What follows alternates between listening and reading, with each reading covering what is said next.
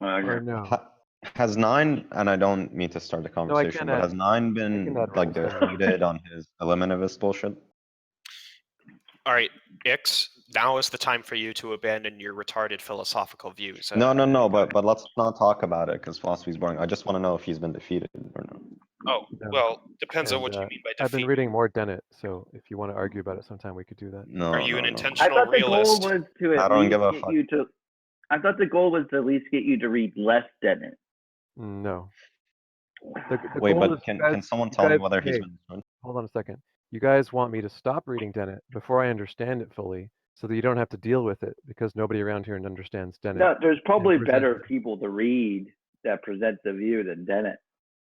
Well, there are different views. I mean, Davidson's anomalous monism or whatever is a little different. So I played myself. Yeah, read Davidson instead. Don't read Dennett.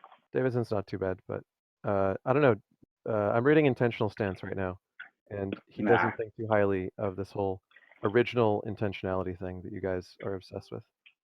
Yeah, but Dennett seems to think that being dismissive is somehow an argument. That's what's always so fucking annoying about Dennett. That's all he does. He's just dismissive. Right, but almost And all the he's people, not that bright. almost all the people in the field of artificial intelligence share his convictions because they're engaged in actually building this stuff. Whereas philosophers tend to sit on the sidelines, like Chomsky.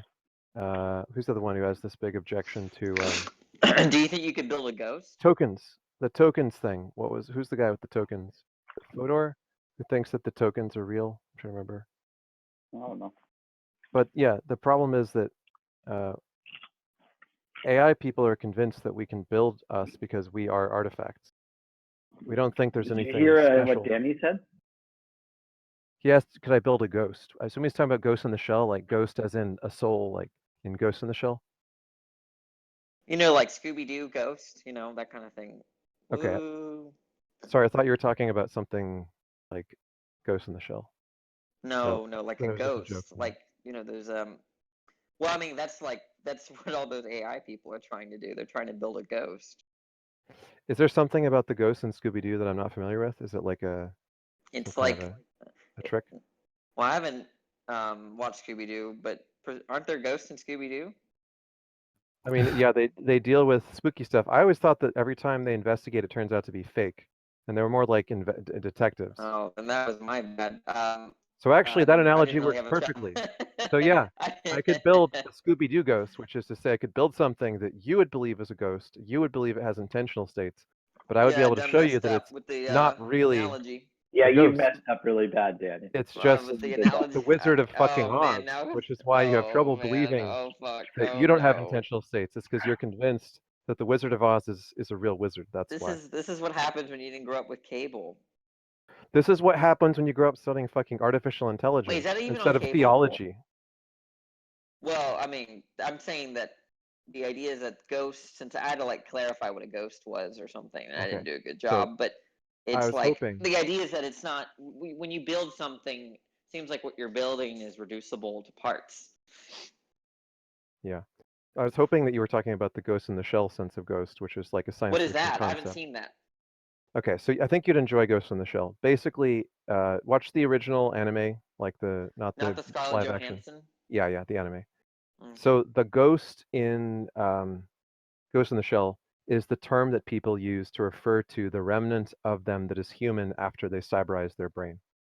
So cyberizing the brain means there's some element of it that's still human, and they call that the ghost, which is basically, your consciousness. But they add external memory, meaning that they have significant parts of their brain which is no longer human, such that they can remember stuff beyond human memory capacity, or implant memories, modify memories, and so on. We're doing stuff like that with mice now, actually. The whole external memory thing from Ghost in the Shell has actually happened. So we can take a mouse, we can put it through a maze, we can digitize the memory of going through the maze and attach the digitized memory to another mouse, and the mouse can go through the same maze. We can take a mouse that's gone through a maze, hook it up to another mouse through a wireless network, and have the other mouse go through the same maze. Like, this shit's actually happening. So that's the concept of a ghost in Ghost in the Shell, is it's your digitized consciousness. Well, not just digitized, it's actually it's the remnant of your human consciousness. But later in the series, they deal with people who have artificial ghosts. And I don't want to give away the story.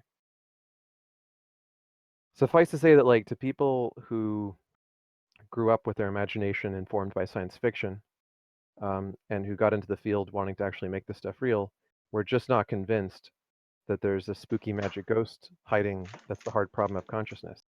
No, I mean, yeah, that's not. The thing is that there needs to be a response to the arguments that have been given. Right, and I can render to you once I've done a bit more reading the response. Yeah, no, to the I'll give you time. I understand But that you're looking into it. so far in intentional stance, I mean, he explains that there's a divide basically between the people who believe in original intentionality, and that there's a distinction between Oh, can you original. explain that? I don't actually know the distinction. Original intentionality versus Yeah. what? Original intentionality versus derived intentionality. Okay. So I can give you the shorthand of it basically. So if we were to talk about a machine, like a quarter sorting machine, a 2-bitser. A quarter sorting? It sorts quarters. You put quarters in Okay, it. sorting. Okay. Like a vending machine, right? So Yeah. it only accepts quarters. So the machinery that only accepts quarters is designed in the United States of America to accept U.S. Mint quarters. And at some point, it reaches the end of its service life, and they ship it off secondhand to Panama. It so happens that Panamanian coins are just similar enough to U.S. quarters that they will pass through what was originally U.S. quarter sorting machine, aka the 2-bitser. But now the purpose of the 2-bitser machine is to accept Panamanian quarters, right? So no one would say that the Panamanian quarter machine has the original intentionality of sorting Panamanian quarters, right? It had the intentionality. So you mean like what it was initially created for? Is that what Right, you're? right. Okay. So like Fodor and all of them would say that it doesn't have intentionality. It only has derived intentionality, the intentionality of the creator, which was the original intentionality. Yeah. Okay. So we wouldn't. Right. No one in the room is gonna want to say that there's anything about the vending machine that would indicate that it has intentionality itself. No one's gonna. Well, it has. They would call it derived intentionality. Well, right? then that's just a weird equivocation. Yeah, they're saying that the only intentionality that's evident in it is that of its creator. Yeah. Go ahead. Right. So when the vending machine arrives in Panama, it's no longer being used for the original intentionality, right? It is functionally capable of performing some other function, but it's not in accord with some original intentionality, right?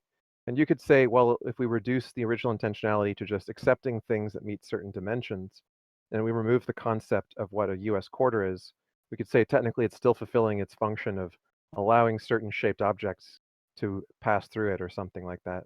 You could try to twist it around, but there's some sense in which the original intentionality no longer really matters. What matters is that the machine is able to do a certain thing, and that's what it's doing. Or you could say that there's some new original intentionality of the people who found it. I don't understand the net. I mean, it seems like it's just like a chronological thing. Is that all that is? What? It seems like you're just describing a chronological thing. Like, well, it's no longer being used to sort U.S. quarters, right? It's now being just like look. If I take a hammer and I nail something into the wall, right? There's the stage in which I use the hammer for that, and then I take the hammer, and then I on the other side of the wall, I use the other end to pull the nail out of the wall, right? So there's the hammer's being used in two different ways, and there's a kind of chronology there. It's an initial function was to hammer the nail in, and then the second the latter event is to pull the nail another nail out, right? So I mean, I don't know what you mean by original other than like initial and then derived as like, subsequent rules that it's following. Okay, let me see if I can read this for you. So the long and the short of it is that it doesn't really matter to Dennett, right? Because Dennett doesn't really believe this distinction makes any sense. The point is that the functionality, the behavior that we observe in a 2-bitser originally was sorting US quarters, now it's sorting Panamanian quarters. It happens that the machinery for doing one is capable of doing the other. The original intentionality concept is a bit silly, right? Because it ceases to perform its original intentionality, but it's still performing a function. Well, I mean, but then okay, what is this a response to? Because this is nothing. We don't really care about like what it has a function at time t, okay, at t1, and then we have a different function at t2. Okay, I mean, there's nothing wrong with saying that it no longer has that function at t2 as it did in t1.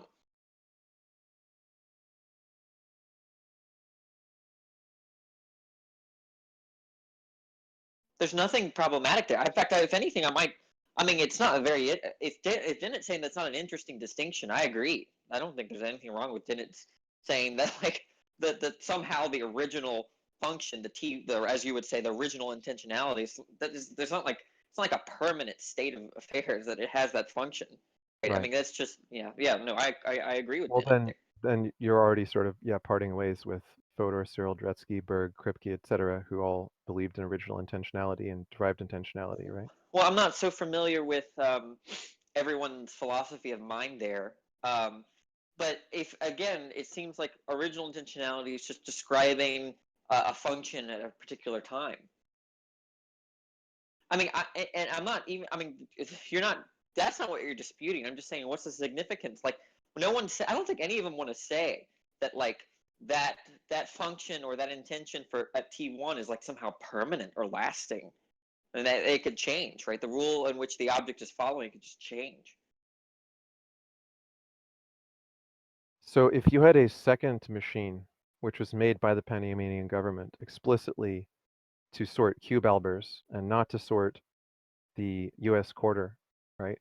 If it's physically identical to the quarter sorter, but it was designed for the purpose of sorting cube-albers, right? Do you think there's any difference? Is there any fact of the matter about what makes a quarter sorter different from a cube-alber?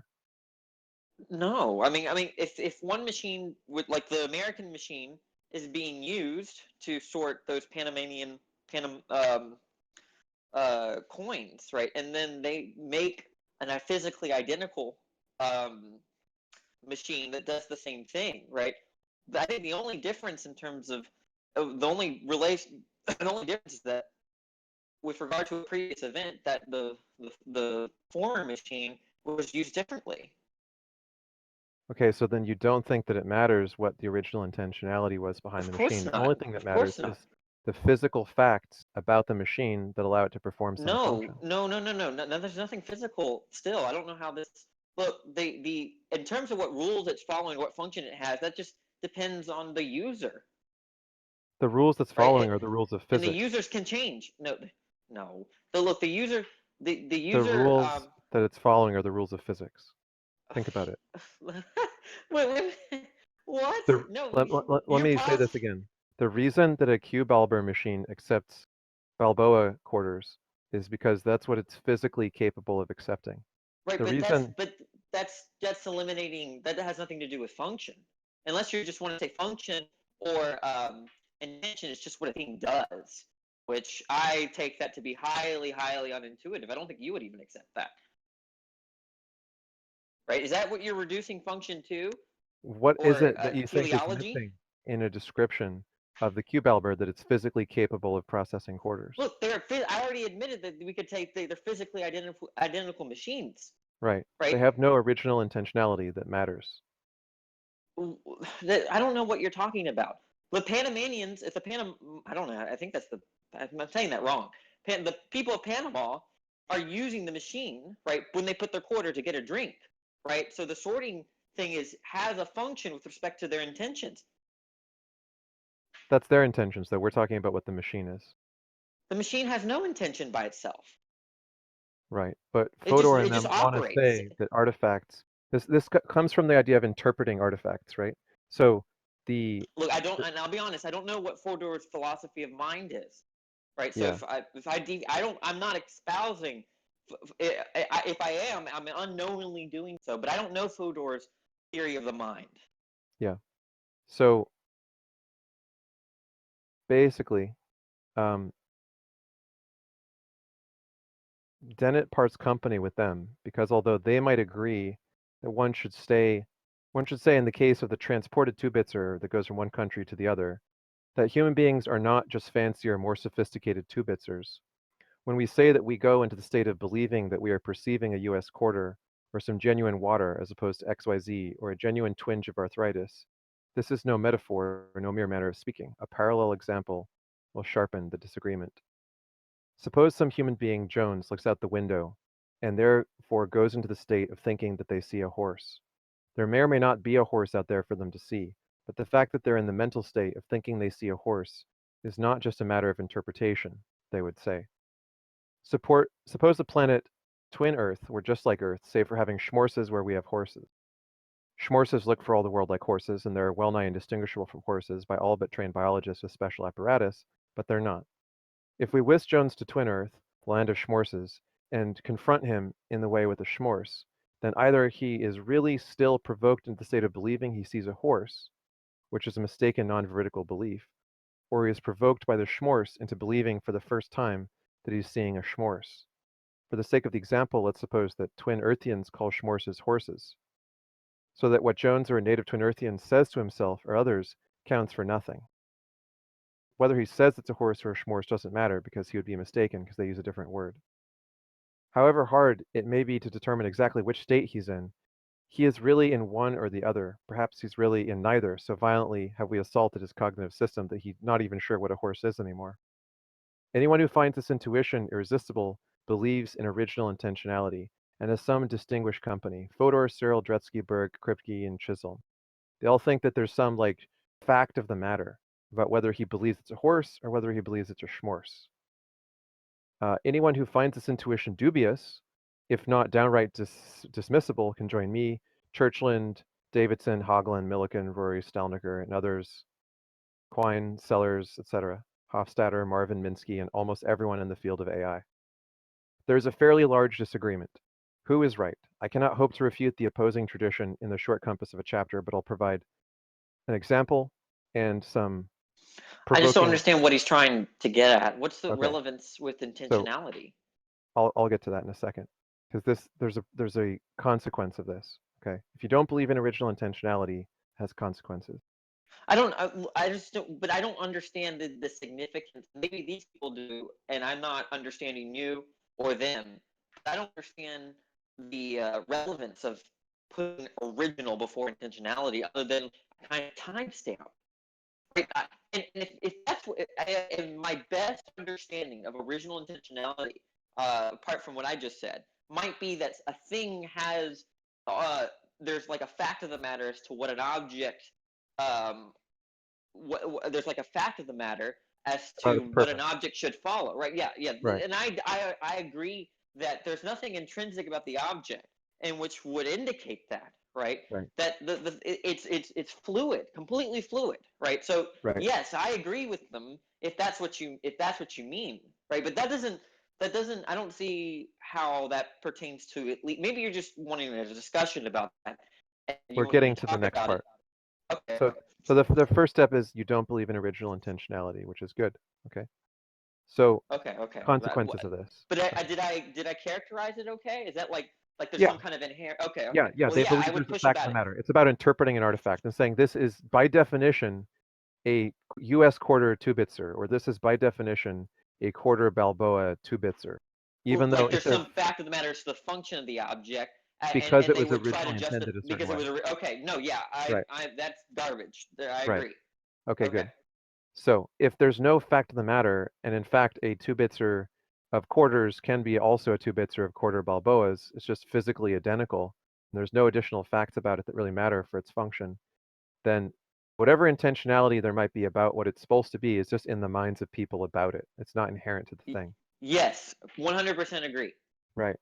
So suppose you decided, for whatever reasons, you wanted to experience life in the 25th century, and the only way to do that, to keep your body alive, was to be in suspended animation and to protect your body for a really long time. So you could do this with a stationary protection, like a base, but the problem is your base might get attacked, it might get wiped out, it might run out of energy. So you want to make it portable. So you could make something that has sensors and has the ability to navigate around to protect you and find the safest place to keep you alive all the way to the 24th century. In short, you build a giant robot and put yourself inside of a capsule in it. These strategies are obviously analogous to plants and animals. And since we're talking, when we speak of intentionality, about animals, it makes more sense to talk about that kind of example. Now, if you are going to design this robot to be successful at keeping you alive, it needs to be able to choose actions to further your interests of getting alive that long. Bad moves and wrong ones are those that would incapacitate it for protecting you, and since that's its reason to exist, it has to be able to know not to do those things. This is a difficult problem, calling for high expertise in designing vision to guide its locomotion, sensory, and other systems. And since you're going to be comatose and you won't be awake, you have to design it to make its own plans and to respond to changes in circumstances. It must know how to seek out and recognize and then exploit energy sources, how to move to safer territory, anticipate and avoid dangers. With so much to be done quickly, you had best rely on whatever you can. Give your robot no more discriminatory power than it probably needs in order to distinguish what is ahead of you, since you have limited time before you're dying to go into suspended animation and finish the robot. Your task is difficult because you can't count on the robot being the only one around. Other people are designing robots that are going to try to kill your robot and be the only one surviving in the 24th century. If your whim catches on, it may be competing with many others. The result of this design project would be a robot capable of exhibiting self-control, ceding fine-grained real-time control to the artifact once you put yourself to sleep. As such, it will be capable of its own goals, its own assessments, and so on. It may embark on actions antithetical to your original purposes, even suicidal because circumstances require it to do things you couldn't have anticipated. But according to Fodor, this robot would have no original intentionality. It would only have the intentionality derived from you in your goal of reaching the 24th century at the beginning. Its simulacrum of mental states would just be that, not real deciding and seeing and wondering and planning and locomotion, but only deciding as if it were a decider through your original intentionality as the creator, and only as if seeing is in some way as an extension of your beliefs about seeing or your intentions for wondering and planning. We should pause for a moment to make sure we understand what this claim encompasses. The imagined robot is vastly more sophisticated than the two-bitser, and along the path to greater sophistication, we may have smuggled in some crucial new capacity that would vouchsafe the robot our special kind of original intentionality. For instance, our robot might have been granted the power to plan courses of actions, to learn from past errors, to form allegiances, to communicate with its competitors, and would probably perform very creditably in a Turing test of intelligence if we were to subject it to one. Moreover, in order to do all this planning and learning and communicating, it will certainly have to be provided with control structures rich in self-reflective, self-monitoring power, but will have human-like access to its internal states and be capable of reporting, avowing, commenting upon what it takes to be the import of its own internal states, in other words, second-order beliefs. It will have opinions about what those states mean, and we should no doubt take those opinions seriously as good evidence that what those states mean, metaphorically speaking, even though it's only an artifact. The two-bitser was given no such capacity to sway our interpretive judgments by issuing apparently confident avowals. There are several ways one might respond to this thought experiment, and we will explore the most promising in due course, but first I want to draw the most striking implication of standing firm with our first intuition. Our first intuition, that Fodor and others stated, is that no artifact, no matter how much AI wizardry is designed into it, has anything but derived intentionality. If we cling to this view, the conclusion forced upon us is that our own intentionality is exactly like that of the robot. For the science fiction tale I have told isn't a science fiction tale, it's just an allegorical telling of Dawkins' vision of us and all biological species as survival machines, designed to prolong the future of our selfish genes. The genes are in the capsule. We are keeping them alive for the future. We are the artifacts, in effect, designed over the eons as survival machines for the genes that cannot act quickly enough to make their own decisions. They rely upon the evolved capacities of the robot protecting them and their interests. Our interests, as we conceive them, and the interests of our genes may well diverge. Even though were it not for our genes' interests, we would not exist. Their preservation is our original reason to exist, even if we can learn to ignore that goal and devise our own decisions, which favor interests which are disconnected from that original purpose, thanks to the intelligence our genes have installed in us. So our intentionality is derived from the intentionality of our selfish genes. They are the unmeant meaners, not us. Yeah, I couldn't disagree more. It just seems like that just makes no sense. A lot of what he said, there's a lot of equivocation going on. I don't think he's understands the implications of like what we mean by beliefs or intentional states, like the way, at least I just have a different concept of what an intentional state than he does. I don't know. I don't know what to say. There's just too much to say with response to that. I mean, I just couldn't disagree more with what he's saying. So Danny, if I build a self-driving car that's capable of driving around, do you think that a self-driving car could be said to have an intentional state?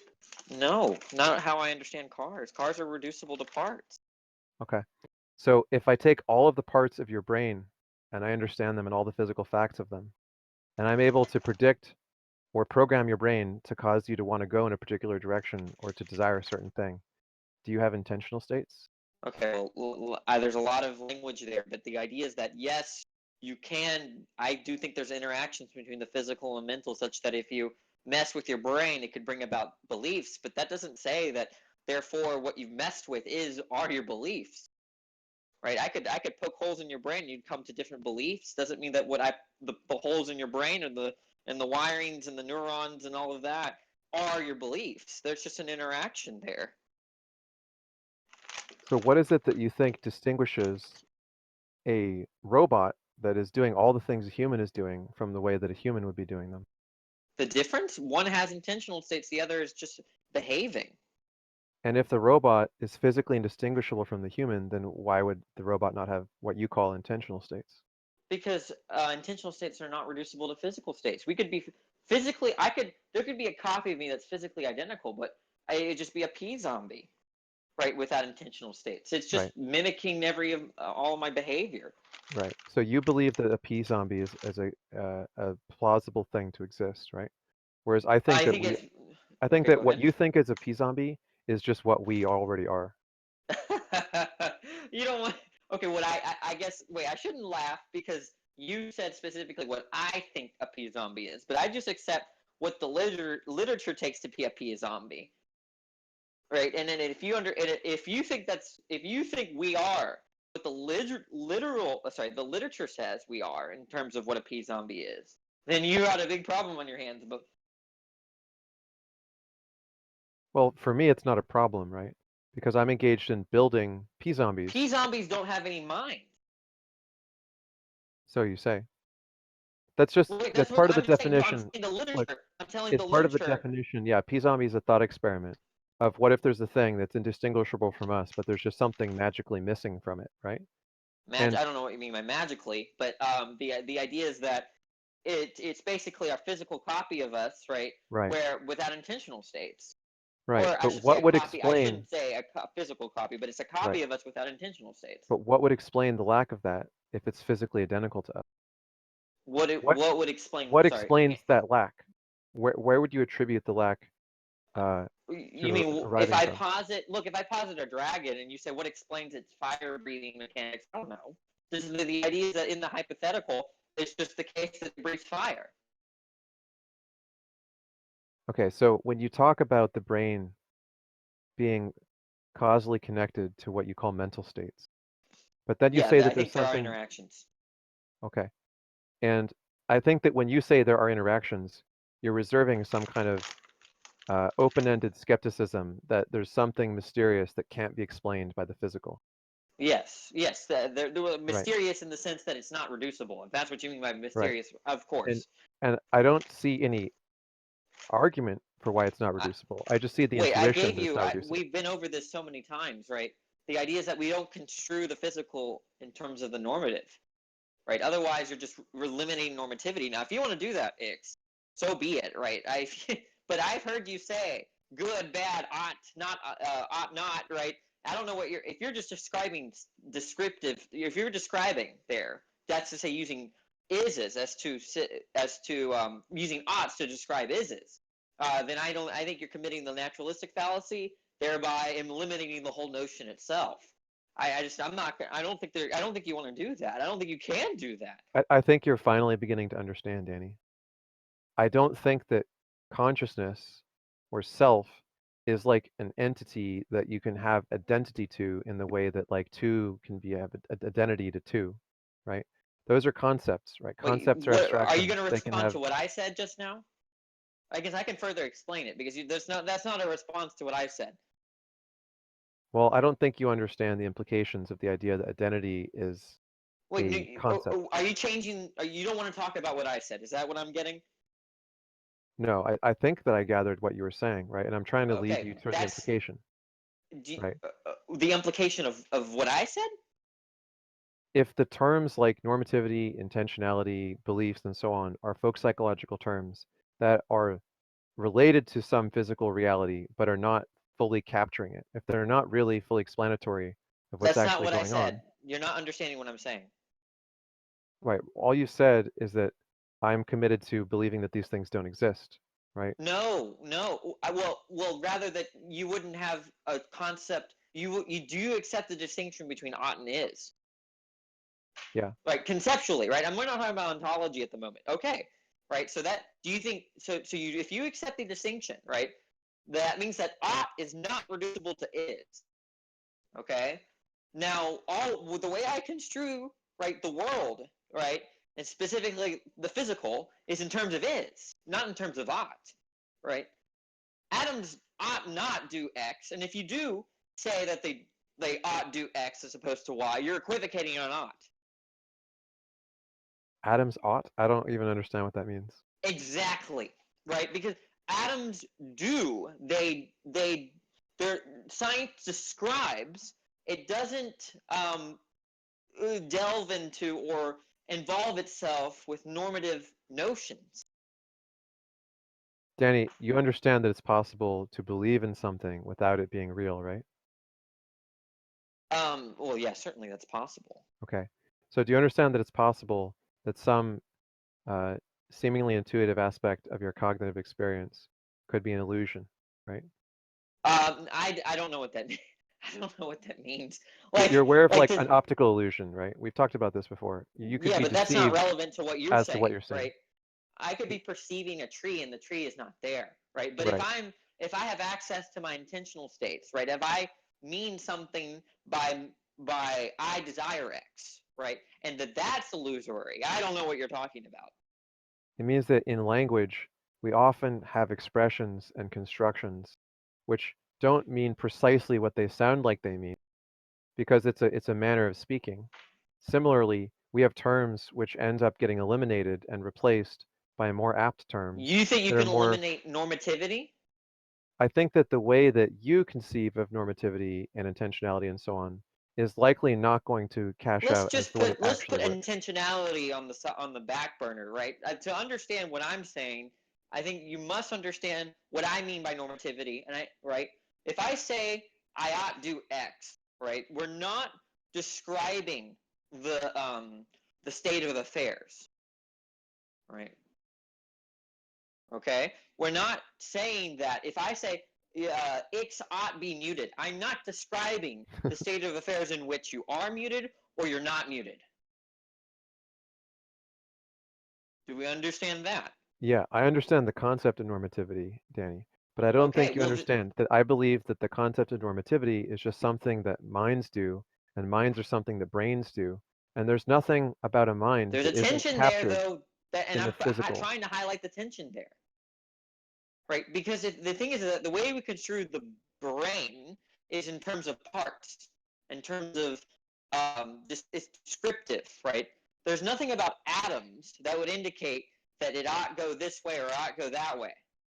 That's not really understanding. So are you at all familiar with computer programming? No, very no understand, very little understand. Okay.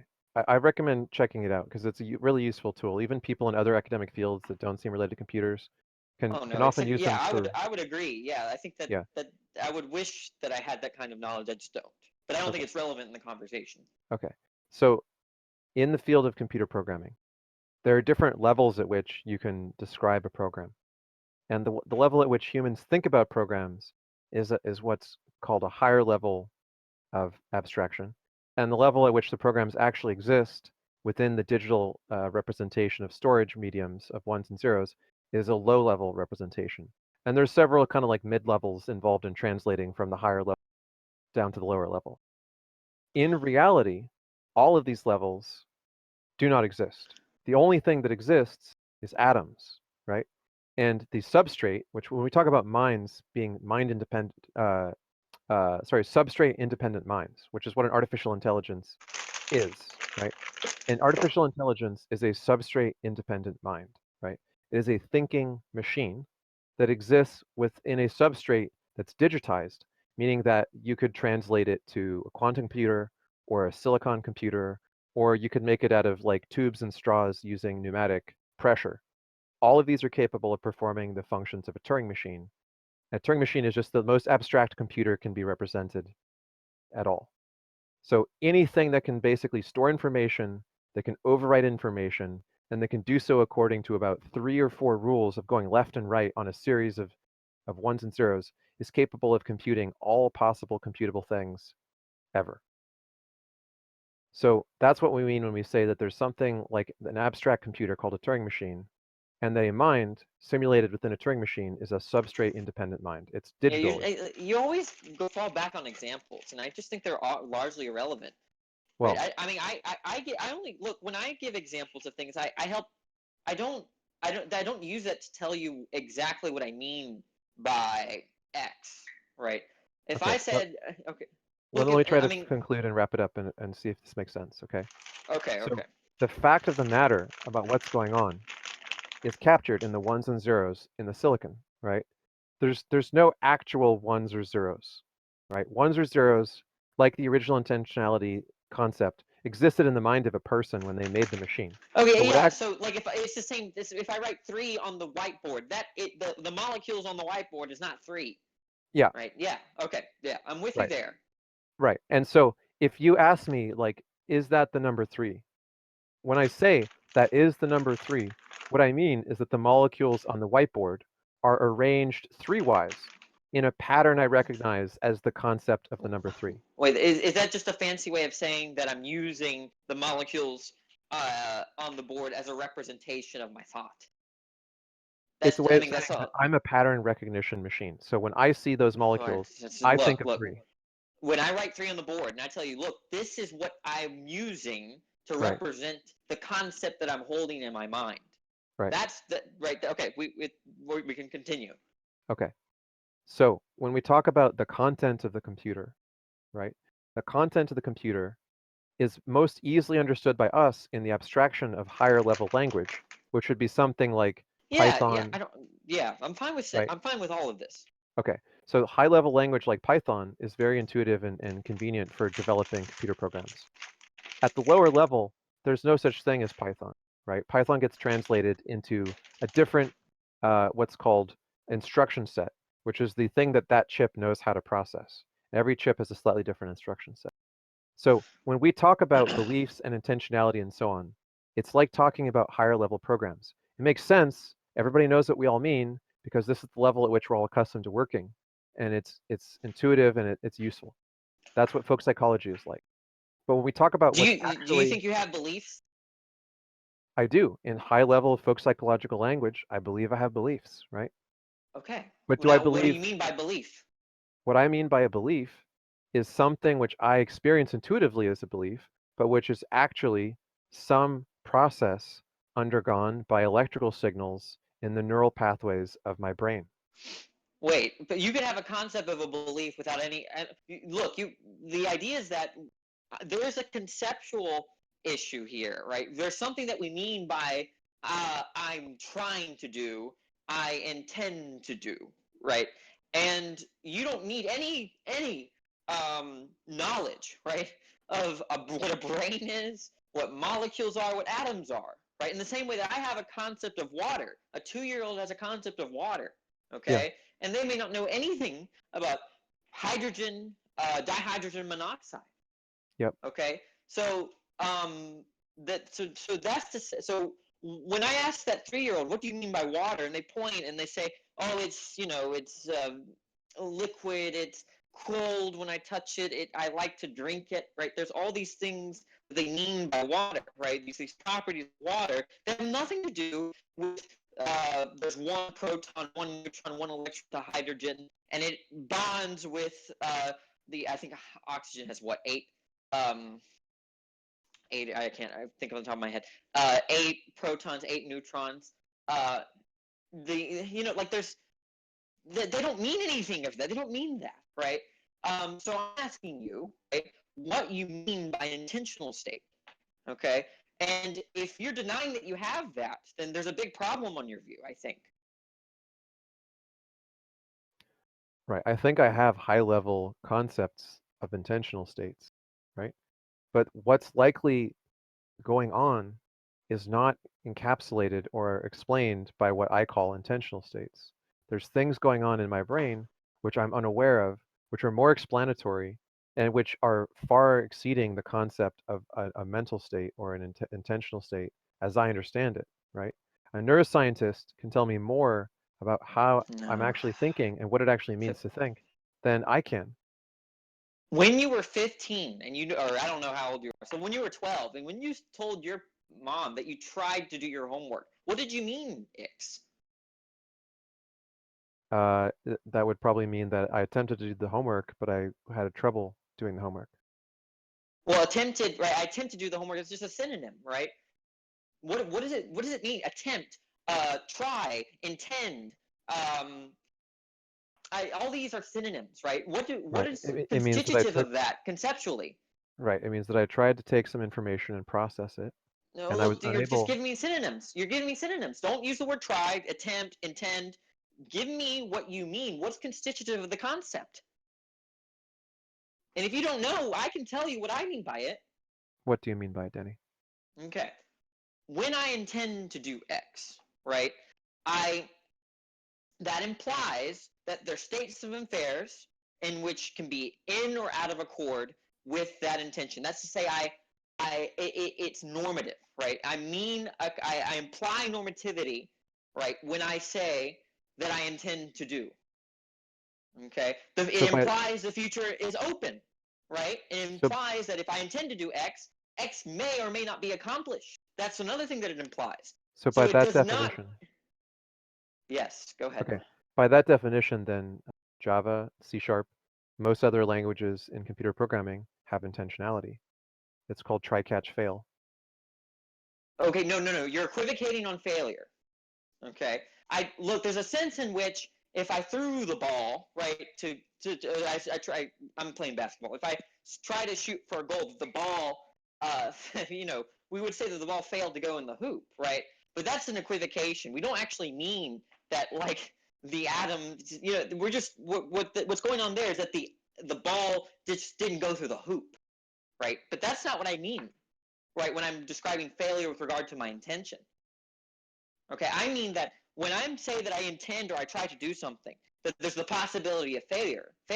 That means that those states of affairs are out of accord with what rule I'm trying to implement or what my intention is, namely. Right? It's out of accord with the trivial in computer programming, right? Like when you write try, let's say try add A to B, catch, and then some possible failure cases, and then fail. What you're saying is, I want to add A to B, but if it turns out A cannot be added to B, then I'll deal with it. And I might have several ways of dealing with that, or I might just move on and do something else. What I'm trying to say is anything about the computer programming, or about the ball, or about the computer, or about the calculator, about any sort of robot, right, is not going. You're not going to be able to discover failure. You're not. Why? Because what's happening, right? If we construe these things in terms of atoms, right? Atoms don't fail to behave. To me, this is just some kind of semantic conceptual trap. I don't even understand. Okay. First of all, this is what word are we disagreeing about the word failure? Is that it? Is that what you mean by semantic trap? Yeah. Because so a computer program can try to do something and can fail and can move on. Wait, but you're equivocating in all those terms, right? Because do you think atoms can possibly fail with to how they're behaving, to how they ought behave? No. Atoms are deterministic as far as we know. Right. So it's strictly deterministic by laws or theories or whatever. We would describe those deterministic causal connections and utilizing those, right? Yeah. So if that's what you mean by fail, then what you mean by intentional states being able to fail is illusory. Oh, okay. So you don't think that when you try to do something that you could succeed or fail with respect to what I'm trying to say?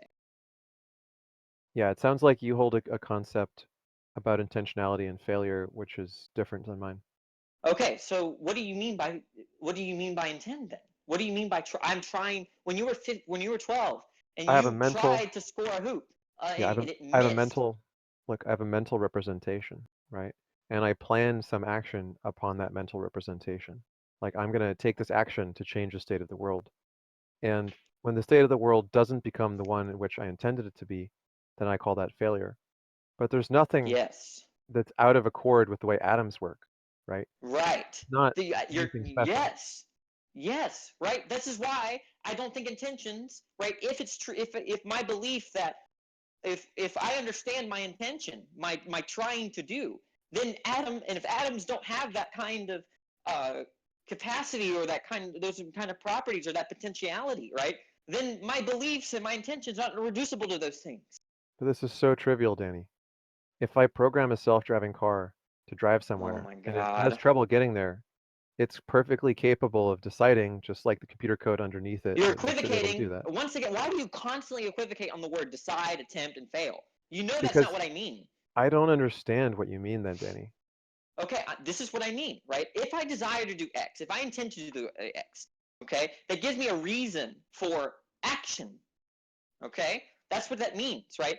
And the behavior that follows the intention, right, could be out of accord or in of accord with that state, right? There's nothing like that we can see in atoms. Nothing like that. We see it in neural networks, right? You see failure in neural networks? Yes. You can discover failure in neural networks? You just said that we couldn't do that. What are you talking about? Look, Danny, an atom doesn't succeed or fail deterministically, right? A neural network can succeed or fail at recognizing something in the sense that it has a different output depending on whether it succeeds or fails at recognizing something. Well, then you're just reducing failure to change. Failure is it's just a thing that happens. It's deterministic. What's the big deal? What's the big deal is that you've eliminated the concept as I'm meaning it to be. Right. So And all you've shown me is that your concept is incoherent and doesn't exist in the real world. Wait, you think that when I say, look, what I meant that I tried is I didn't succeed. You know, I could have succeeded. I just didn't succeed. You think that's an illusion? It sounds like what you're appealing to is something special based on you introspecting about this. But can you try to describe from a third-party observer what it means for someone to have succeeded or failed? I'm telling you that I know that you accept this concept, especially maybe the less dogmatic version of yourself when you were 15 accepted that notion, right? You didn't actually have access to that information. That information didn't exist. You were misperceiving your own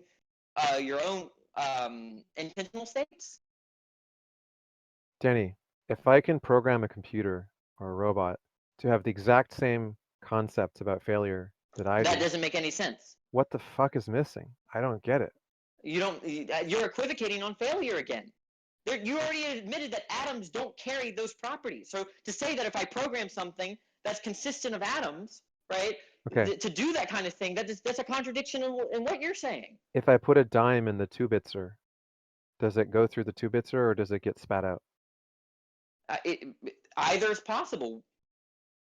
It's possible for a dime to go through a 2-bitser that only accepts quarters? What's a 2-bit? I don't know. I thought you were talking about Sorry, the Panama... it's the coin-op machine from before. Sorry, it's the name of the coin-op. A dime. Oh, okay, sorry. So yeah, if you put a dime in there, and if it works properly, right, that's the way I intended it to be, then it's going to get spat out, right? But there's the possibility, right, that there's some kind of malfunction with respect to the machine that it could accept it as a quarter. That's the whole idea of intention, right? Is that just because there's an intention for it to do that doesn't guarantee that outcome because there's the possibility of failure. Right, but there's nothing special about that. Oh, if it fails, it fails. Like, who cares? Oh, you already conceded that state of affairs does not exist with a set or configuration of atoms. Physical states do not. It does. Danny, you just described it with the description of atoms. The problem is that the state you just described, which is where you put the dime through the 2-bitser and it manages to get through, because let's say it ground it down so much that it starts accepting those because it wore it down. That's just the state that it's in now, right? The concept you're describing as failure doesn't exist. It's just that now it's doing something different. Okay, well then, yeah, you've eliminated everything that we understand to be intentionality. No, you have a concept of what you think intentionality is that I don't share. Okay, what do you think intentionality means? When you try to explain something to me, right? Do you think you could fail or succeed with respect to that intention? Yeah, Let's see what you I have mean, representation and a prediction. And if the observables match the representation prediction, then that would be success. And if it doesn't, it's failure. But that's just a physical fact about the world. It's nothing. You already said that physical states, like atoms, the configuration of atoms, don't share Danny, that. there's a part of your brain which recognizes each individual concept and each individual symbol. Each of those things is a neural network. What explains the fact that you succeed or fail in your mind is whether one of those networks fires or doesn't fire. Look. This is the brain. We're not That's talking. the atoms we're talking about. I want to get straight on what I mean by when I say I try, and what you mean when you say I try. Okay, Look, that's what I want to get straight. Let me tell you what I mean, and then you're gonna say where I am being delusional. Okay, I think that when I tell someone I'm going to try to do X, what I mean by that is that the actualizability of X is not guaranteed, right? That X could be actualized, that's to say I'm successful, or X could not be actualized, which means I fail. That's what I mean. Are you pushing back against that sketch? Is that what you're pushing back against? I simply understand what that actually means in a way that you don't seem to be willing to contemplate, right? Okay, well tell me what you mean. Okay. If I intend to see, or to write the letter E. No, right? don't give me an example. I don't want your dumb example. I want what you mean. Okay. If I intend to do something, what I mean is that there is a neural network inside of my brain. That's not what you mean. Look, that you're 15 years old. When you're 15 years old, look, Danny, when you tell someone I started that's not what you computer mean. I know programming when that's I not was what you 9 mean. years old, Danny. This is Okay, like well, then take intuitive the to me. 6-year-old version. That was smarter, right? When you said that I tried, right? Mom, I tried to take out the garbage. I tried, but it was too heavy. Can I just give a quick example that might clear it up a little bit? The examples are irrelevant. I don't want examples. I want the definition. I want him to deconstruct the concept. He can't do it. He cannot do it. And the second that I let him give an example, he's going to equivocate the hell out of these words. Well, you're just trying to. You seem like you're trying to kind of turn intuition. What it means for me to be able to fail, and you don't want to hear it because you don't want to believe that it's possible. Don't give me a damn example. I have neurons. My neurons recognize patterns. My neurons are able to. Mean? It means that when signals fire going into the neural network, they either trigger a sufficient threshold such that it becomes a success or a failure. Bullshit. This is bullshit. The output is either passed through like a logic gate or not passed through, leading it to terminate. That's the simplest kind of a neural pathway. Okay, right? Go ahead. Tell me what you mean by try. When you tell someone else that they try, what are you trying to communicate them about? You're trying to communicate about like certain neural networks. Is that what you're trying to tell them? That is literally what I think is happening. Yeah. No. Look, when you tell anybody, your mom, look, Mom, I tried to do X, right? Is that what you're trying to communicate to them? Oh, Mom, I have neural networks that look like this and that do this. That's what you're trying to tell them? That's what's literally happening, Danny. Yeah. That I just don't even believe. Danny, are you? Because you seem like you're. We all kind of like attach words to our kind of intuitive concepts, right? To try and like make them more concrete, right? But that doesn't mean that by doing that suddenly that you seem to be saying that because X is trying to put some sort of linguistic thing on top of his like intuition about how he works, right? That somehow those words aren't valid in virtue of that. But I mean, we do that about literally everything, right? We try and describe things either analytically or in some sense of reference to the world itself. So surely, if you're going to reject X on that, you do reject everything else that would require you to talk from intuition. Look, this is all I'm saying. Analytical statement. I can agree, okay, that water is H2O. But when I tell a 3-year-old, go fetch the water, what I mean by that is that clear stuff that's in the bottle or in the bucket, I need it over here. Yeah. Okay. I'm not talking about H2O. And it's the same thing with gender. There's a woman over there, right? I don't mean that she has that person with the XX chromosomes, right? These are not analytical equivalencies, okay?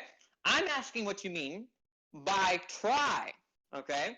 And the problem with tri that's disanalogous with water and gender is that there's something about what you mean about tri, right? That's incompatible with what neural networks. There's literally not, and every time I try to explain it to you, you it's don't because... understand exactly. And So, you Danny, refuse to tell me what you mean by tri. You have to stop, because every time you won't let me finish, you keep getting stuck on this and thinking that I'm just being uncooperative, right? No, I don't think you're being uncooperative. No, I think you're being very cooperative. Just if a neural network-based robot is capable of answering the question exactly the way that you want and saying, by going to get a glass of water, I mean to go to where the faucet is and make the clear stuff come out, put it in the cup, and bring it to where you want it. They're capable of answering that way. Do you think that they have intentional states? So if I ask Siri, what do you mean by water? Okay, and then it produces an image of a cup of water, right? I think that's dispositional. I'm not talking about Siri. So don't reduce this to Siri, right? I'm talking about an actual equivalent robot.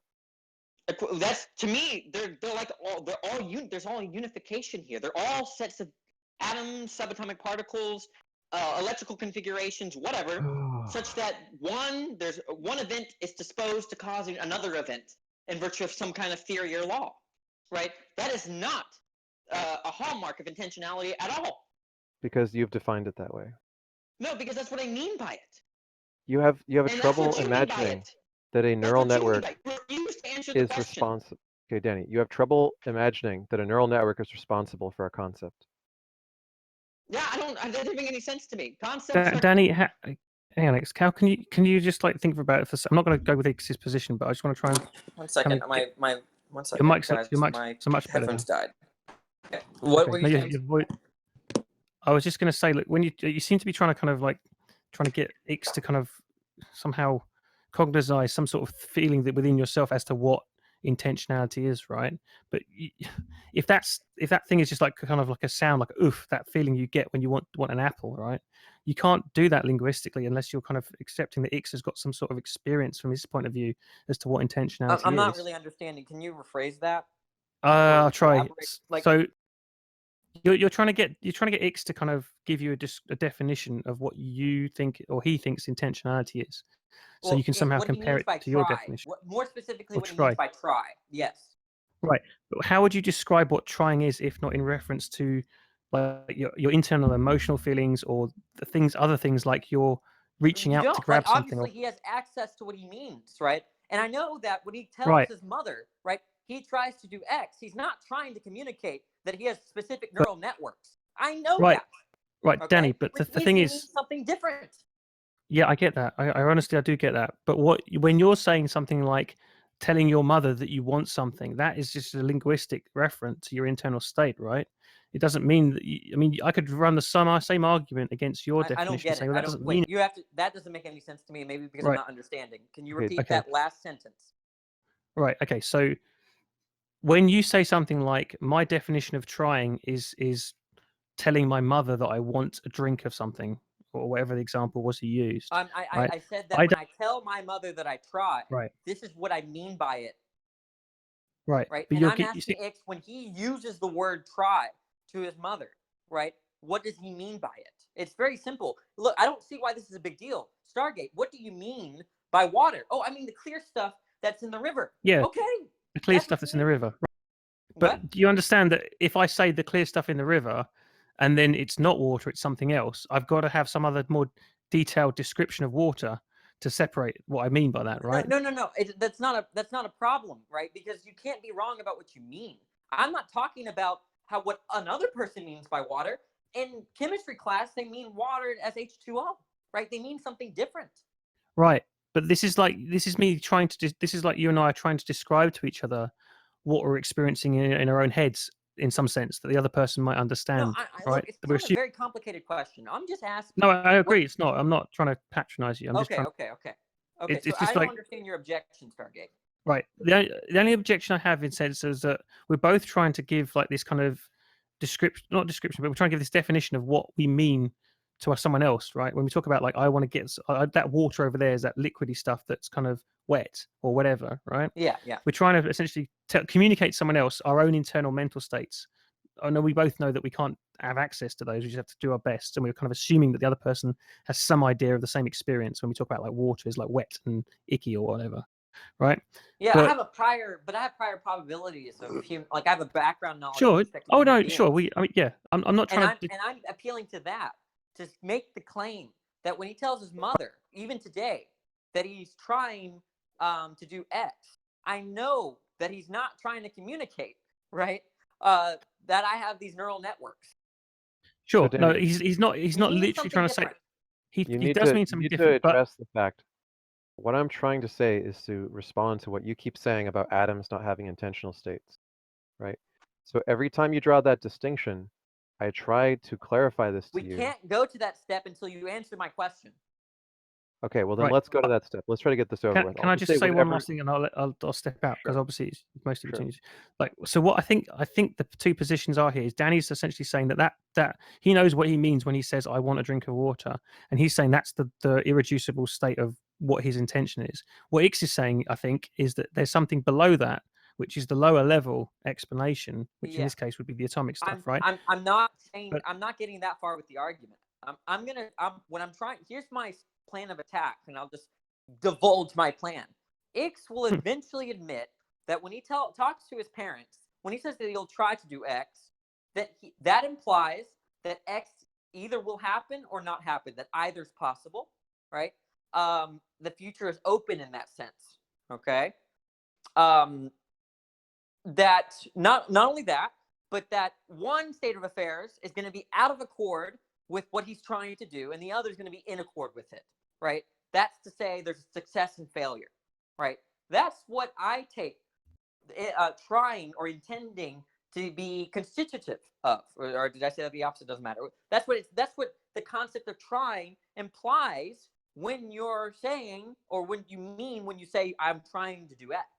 Now, if he admits that, okay, I'm going to make the argument, right, that atoms don't harbor this state of affairs, right? When an atom behaves, right, it's not behaving in accord with some kind of rule, right? Like another atom is not going to be able to be the kind of rule in which another atom is being in or out of accord with.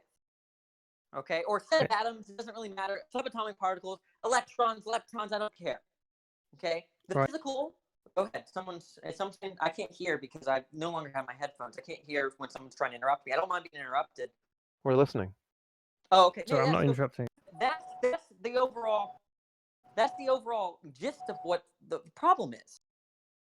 And that's the part where I want to stop you. Okay. Okay. So when you say that an atom has no intentional state, it can't succeed or fail, it's deterministic and so on. No, determinism has nothing to do with it. Right? Not simpliciter. Right?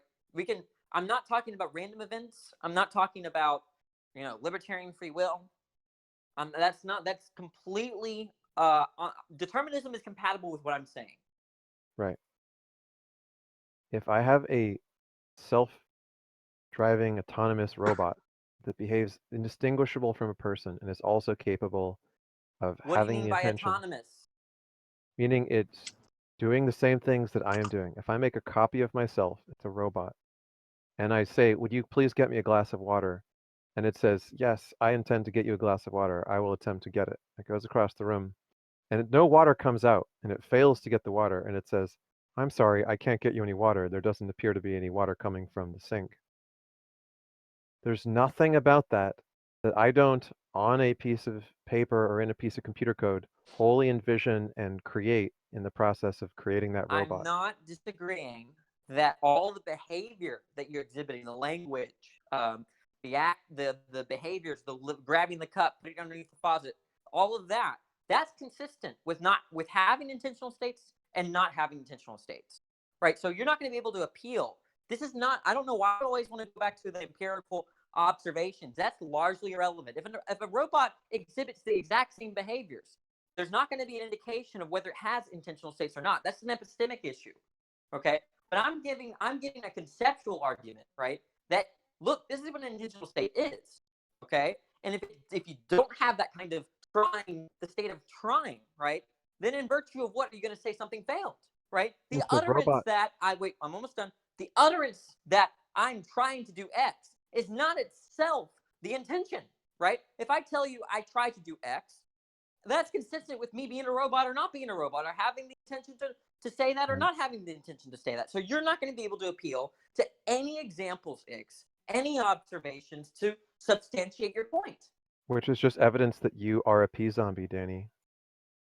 No, there's no evidence going either way, right? All the evidence is consistent with being a P-zombie and not being a P-zombie. If nothing explains what the difference would be, then there is no difference. Well, look, this is silly. This is philosophy 101. We're talking metaphysics. Welcome to philosophy. This is not science, right? Because Danny, there's nothing that 10 years of philosophy would tell me about this that I don't already understand. Underdetermination in science is the idea that all of your observations are not going to be sufficient for postulating a particular explanation or hypothesis, right? That's the observations that you're making right now of me, right? It's consistent with either me having the intention or not having the intention, right? You cannot appeal to observation. This is just like fundamentalism in the face of the fact that you can't explain what the difference would be. And so you want to say that there's some magic difference, but actually there's no difference, and you've admitted it. What would explain the difference between the robot Danny and the original Danny? They're physically identical. What explains the difference? Okay, I'm back. Sorry, I disconnected for like probably 10 seconds. Okay. What would explain the difference between robot X and original X?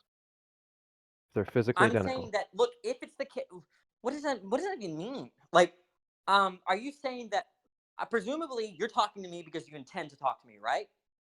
Yeah. Okay.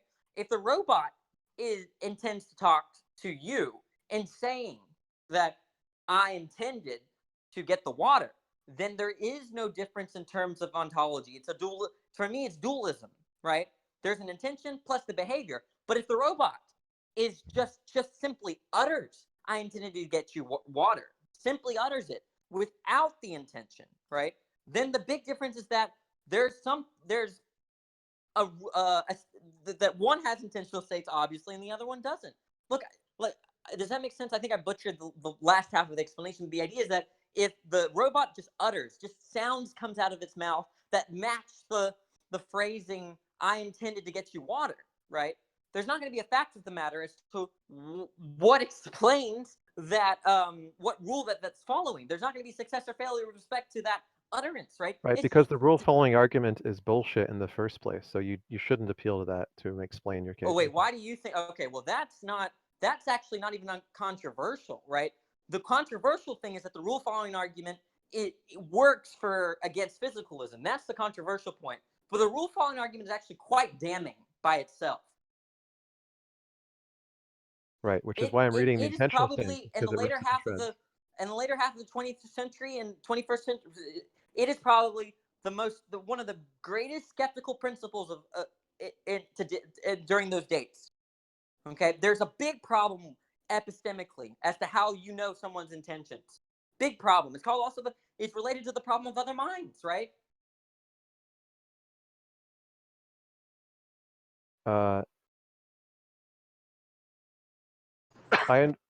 At last I understood, and will shortly explain why Fodor dislikes evolutionary hypotheses almost as much as he likes artificial intelligence. Why Dretske must go to such desperate lengths to give an account of error. Why Berg's anti-individualism and Kripke's ruminations on... Are you reading from a book or are you just talking? I can't I'm reading, just let me finish. And okay. Kripke's ruminations on rule following, which strike some philosophers as deep and disturbing challenges to their complacency, have always struck me as great labors wasted in trying to break down an unlocked door that we've already been through. Yeah, he's wrong. He's just wrong. If you say so. With respect, well, I mean, look, why are you appealing to an authority here, right? Engage with my argument. Well, I've been rendering to you some of the argument against the idea of original intentionality, which you admitted at the beginning you didn't believe in. Yeah, no, But I when didn't I know what it invoked the was. idea, No, wait 1 second. I didn't know what it was, right? And then if I understood original intentionality just to be like an inherent intentional aspect of a physical thing, a physical object, that is something I reject. There's no teleology, right, to hydrogen and hydroxide such that its function is that to make water. That makes no sense to me, right, by itself. Okay, I but agree with it Fodor makes and these. look, it makes sense that if I am indistinguishable physically from a robot, and if it behaves identically to me, there's no explanation for what would be different about the original How many me and the times do I robot have to me. explain this to you? You cannot appeal to examples. This is a metaphysical claim. The idea is that if I take you, a physical copy of you with an intention, okay, and then I just take a physical replica of you as a robot, right? There's going to be a question, perhaps, of whether it has an intention, and that's what the argument's supposed to show. That if it's just physical, it won't have the intention. The observations are going to be exactly the same. But this is Exactly the same. only, Danny, this is only convincing if you think the intention has ontology in some special sense that's I already separate from the gave you an physical argument for fact, that. which I don't accept, right? I do not Well, accept well, that you haven't. You just intentions haven't. Look, have there's a difference between ontology you have apart from not physical fact. replied to the argument. You have not given me an objection. You just said I don't accept it. I walked you through the robot example, and you raised your objections to the robot example, so we started talking about those. Wait, I don't. What? No, I gave the idea that beliefs, trying to do intentions, all these things are normative, right? The way what we mean when we say I try to do X, right? The implications of that are not present when we describe physical states of affairs. They're not present. So to identify them is a big problem. I think what you're calling describing physical states of affairs is supposed to be some kind of constrained language where you're only allowed to use the words atoms and particles or something, and you're not allowed to describe any higher level physical phenomena. Now, what I described to you before in the concept of different levels of computer programming languages is that the physical facts, the atoms, correspond to some higher level representations, right? But the Are you higher talking level about relations? yeah. Well, relations are described in terms of the physical, right? Motion is a relation, right? But the way we Information. understand motion is in terms of how atoms are behaving, right? Danny, information in the brain is represented as electrical signals that pass through neural networks. Neural networks act like logic gates, like the logic gates in a computer. In virtue of what is something information? If it triggers a logic gate a certain way, then it qualifies as information to that logic gate. A logic gate? A neuron can take a signal and either fire or not fire based on how Look, it I don't mind triggers. saying that calculators, computers, and brains have information, right? I'm just saying that as to if information is a meaningful notion, okay? The meaning is not going to be discoverable apart from the mind that which created or the what do you call it, the system, right? Like it's Danny, the same. This is the problem with DNA, right? I can look. DNA cannot be said to be informational in the same sense that the information that I have in terms of the concepts I believe, Right, right? but these It's are not. not It's DNA. disanalogous. These are literally the means by which you're saying the words that you're saying and the claims that you're claiming. The way that you're making the claims that you're claiming is using the things that I'm describing, which do the things that you want to say that they can't do. I mean, I'm just saying that. Look, when you're what you do is I gave an explanation for information, for meaning, for beliefs, for trying, and then you want to say, look, these things are present in physical states, and then you equivocate on all of it. Because in your mind, a physical state is only a description of atoms and particles, right? I'm saying that I'm physical talking states about are reducible to atoms, subatomic particles, or the laws that govern them, right? But Obviously, programmers understand how to have a representational, a middle level language, which reduces down to lower level language, which is physical, right? The lowest level is just but the silicon. only way you can have a representation, right, is if you have a mind. That's just not true. Okay, what do you mean by representation?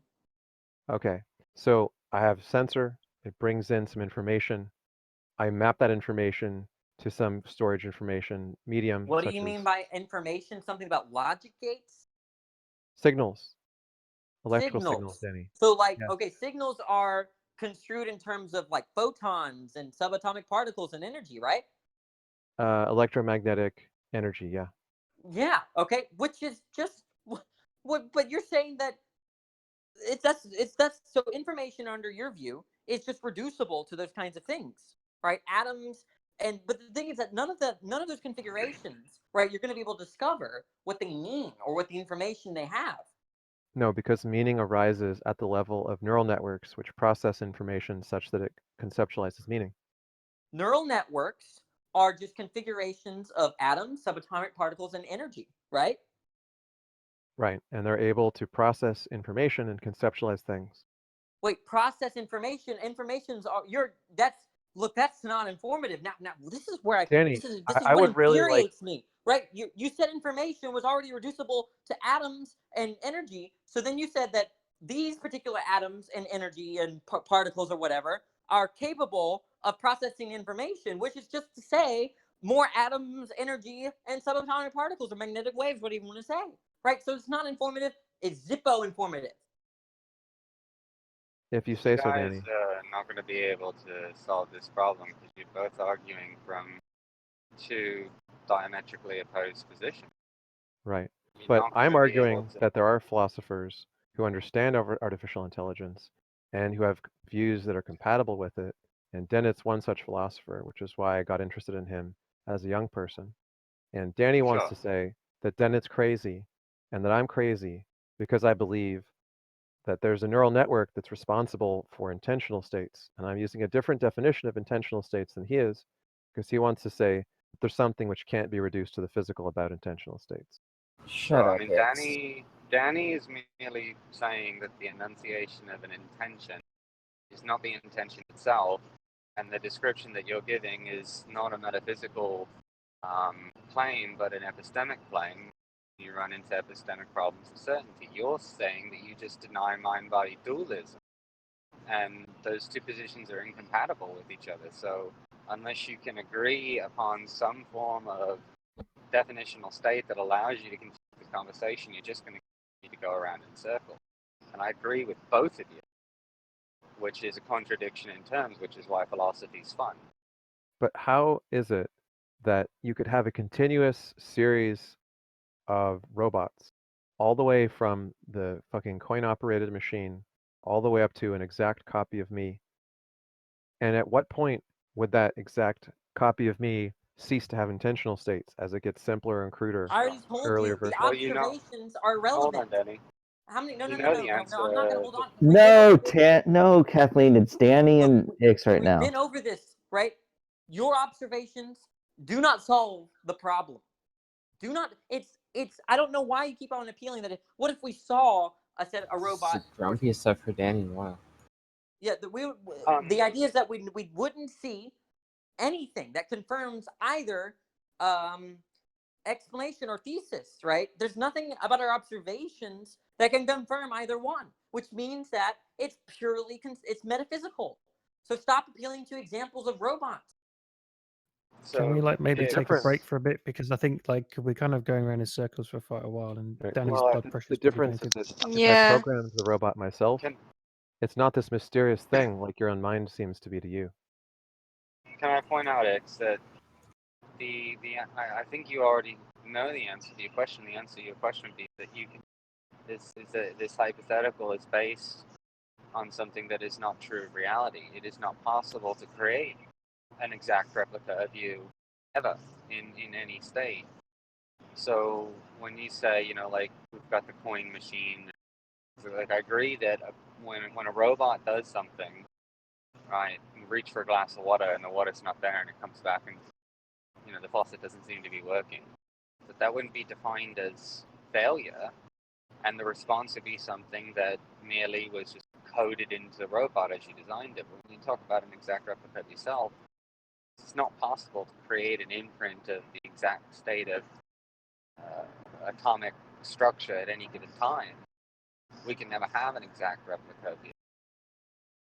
So if you're rejecting this idea of mind-body dualism, where the mind is just nonsense, and all we have is the brain, and the brain is just physical reaction. It's fine, but I don't think mind is nonsense. I think mindedness is something that brains do. Right, but it sounds like what you would be saying is just merely that the mind is just a state of arisal from some kind of entropic state, closed system. Mindedness is a thing that brains do, right? It's a process that takes place in a brain. But it's a physical process, right? The process is physical, right? Look, if you've done computer programming or any other kind of like multi-level abstraction, mathematics, I would think, would be preparation for this as well, and I think Danny's probably very competent in math. Not really, but I don't see it how it's relevant. The point, okay. This is where you need it. You have not answered my question as to what you mean by try. When you tell your mom, I'm going to try to do X, what are you trying to communicate there? You're not communicating about neural networks, right? So I'm just going to ask you, right? You got to answer that question. I'm trying to get the water, right? Right. What is that? What do you mean by trying there? What does that imply? It means that I'm going to proceed step by step towards the water, and if at some point I fail, then I fail, but I have the intention of getting the water. Okay. So I don't know why we're repeating that part. So when you say, okay, well, this is good so far. If you say that you intend or try to do something, what you mean is that there's a state of affairs in which to be in accord or out of accord with the intention. Yeah. Okay. Which is a hallmark, right? The same exact way we construe normativity, right? That's the exact same construal of normativity. When I ought do X, that does not indicate, right, that X is actualized or non-actualized. Okay? So the point is that when we don't see that kind of property amongst physical states, right, physical states are never going to be in or out of accord with another physical state. That's nonsense. I think it's not possible to have a cohesive philosophy of mind if you don't take philosophy of cognitive science as a whole. If you don't understand neuroscience, if you don't understand computer programming, it seems like this is a barrier for you. No. This is the third time I've explained it to you, X. Observations, scientific discoveries are irrelevant because everything that we observe in science is consistent with what you're saying and with what I'm saying.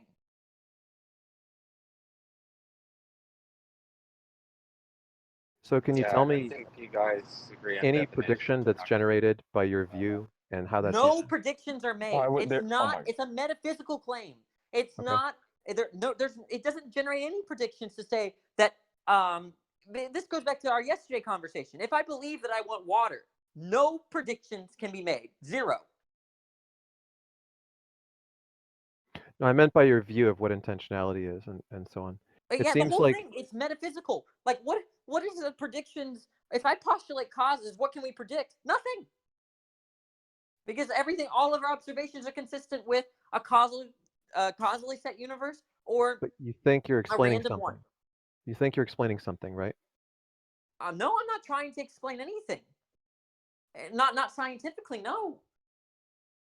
And if I'm trying to explain something, what I mean by that is, look, there's a conceptual difference between the physical and the mental, right? The mental bears these properties which are incommensurable with these other set of properties, or incompatible, I should say.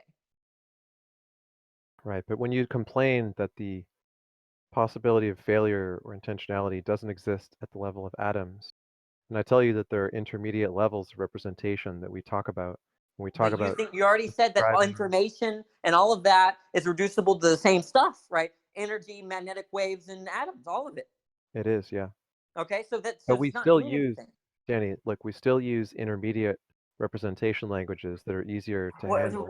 We already asked you what a representation is, and then you talked about information, and then I asked you what information was, and then you went back to electromagnetic waves, energy, and atoms and particles, right? I'm telling you, why do you want to go that rabbit hole again? Why have you not accepted the problem that I pointed out? Because I think that you don't see where what you believe about this stuff fits into the scheme of how it all works, right? Well, how it all works? You mean science? No, how we deal with this subject matter. Like I in don't the understand. philosophy, Okay, like you have to in the explain that to me. okay, in cognitive science, it's a Okay, but I multidisciplinary. don't care about science. Science is irrelevant. I get that, but let me finish. In cognitive science, it's multidisciplinary, and we have philosophy of mind, we have neuroscience, and we have artificial intelligence, right? The three intersect. So when philosophers of mind say something about how they think mind should be conceived of, it's interesting, right? And we can look at the actual mind neuroscientifically, and we can try to approximate the mind artificially intelligently. And there's a dialogue between those three approaches, right? No, well, they're all wrong. They're all. I mean, they're well read or whatever. They're professional, but they've got it all wrong, right? Amazing. Their observations are consistent with what I'm saying. I can accept every damn empirical observation, every damn robot, every damn scientific study. I can accept it all, right? Because it's all consistent with what I'm trying to say. But you also believe that what you're trying to say will have no effect on the field. Yes, no, nothing in science or in cognitive science, neurology has zero impact on the philosophy of mind that I'm espousing. Which is what you expect if you don't have any concept of science. Sorry, what? That's what I would expect if you don't have a concept of touch. I can't. Am I just roboting? Is it just he's roboting? My connection. Yeah, my connection. Hold on. Okay. Would Ix accept the fact that simply because he can point out something that someone's saying, like, he's a problem in something Danny is saying, that does not mean that what Danny is saying is incorrect. It merely means there may need some kind of revisement in the language. Like, simply because there's a problem with something doesn't mean that the overall thing that is being espoused is incorrect. Ix, is your mic working better? That seems to be one of the issues here.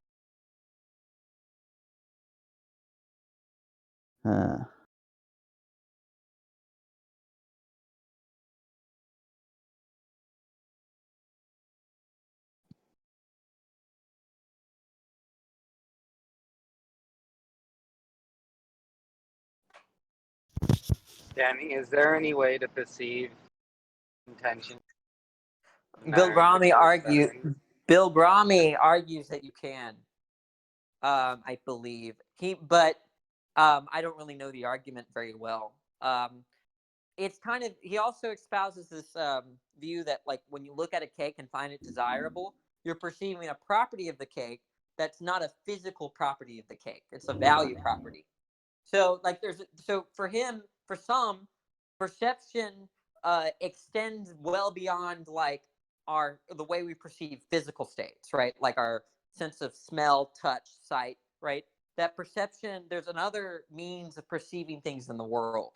I'm not too well educated on it. Talk to Vic or Jack or someone.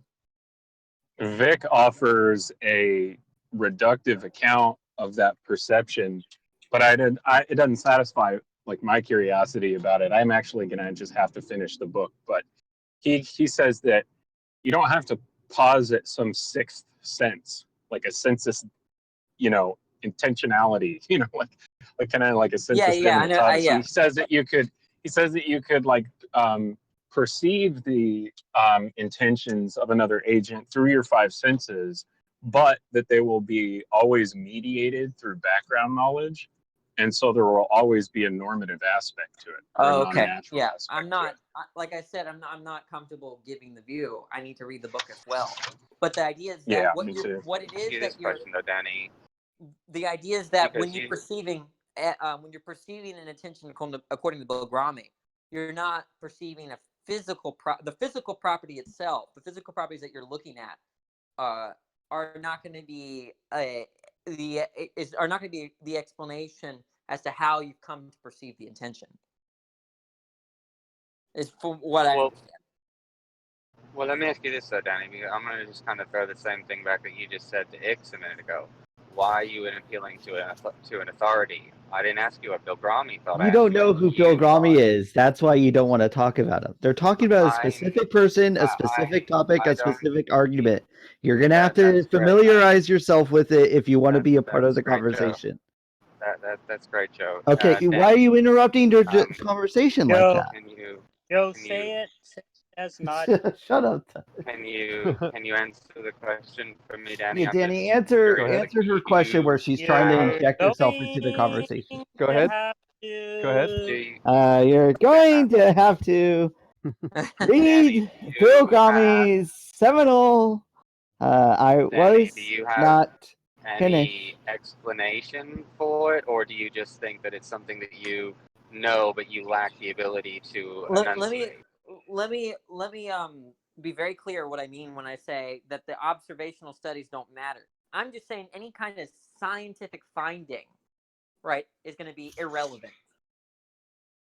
Sure, I get that. But it's irrelevant because you believe that there's teleology, there's purpose, there's magic involved, right? Wait, you don't think there? Wait.